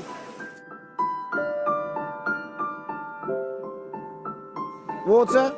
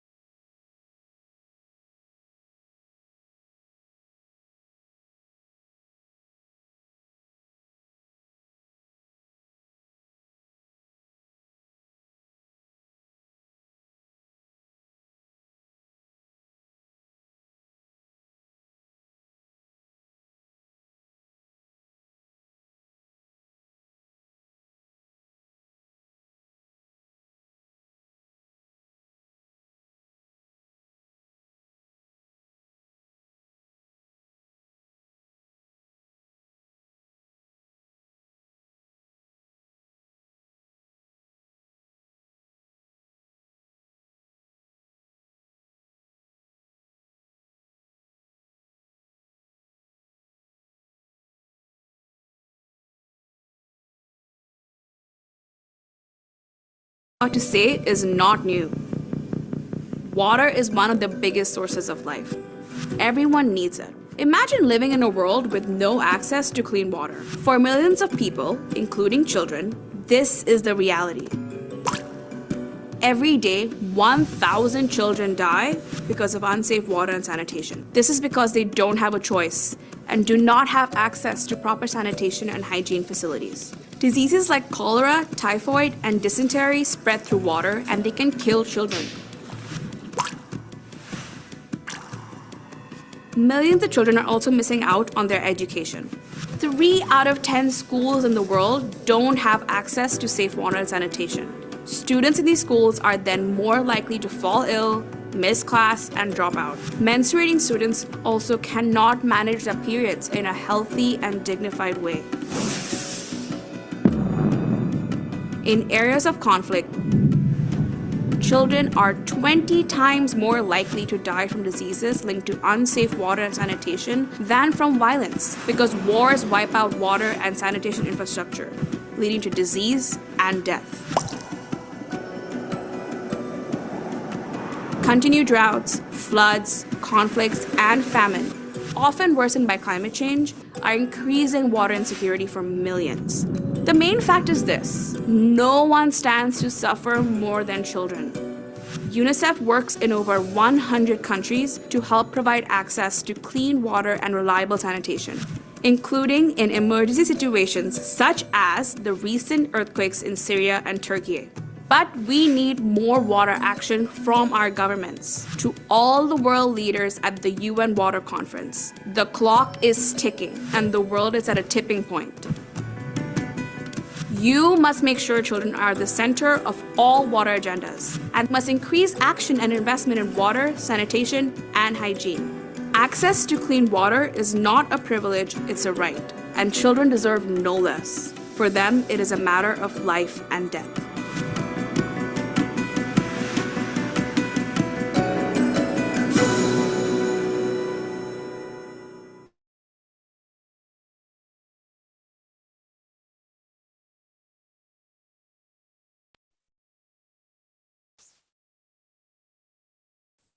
Thank you everyone for joining us on the 5th day of International Conference.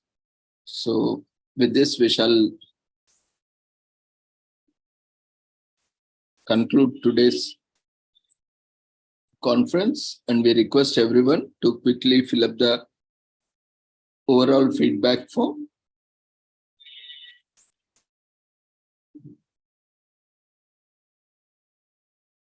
And those who have already filled the feedback form may leave the platform.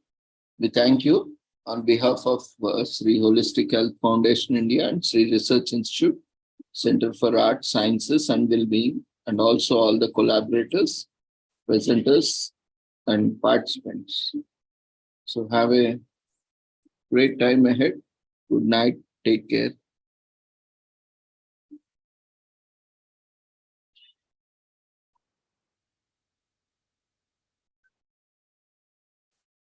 So we are waiting for the participants to fill up the feedback form. Those who have completed may leave the platform. So see you all tomorrow with the same joining link. Take care. Good night.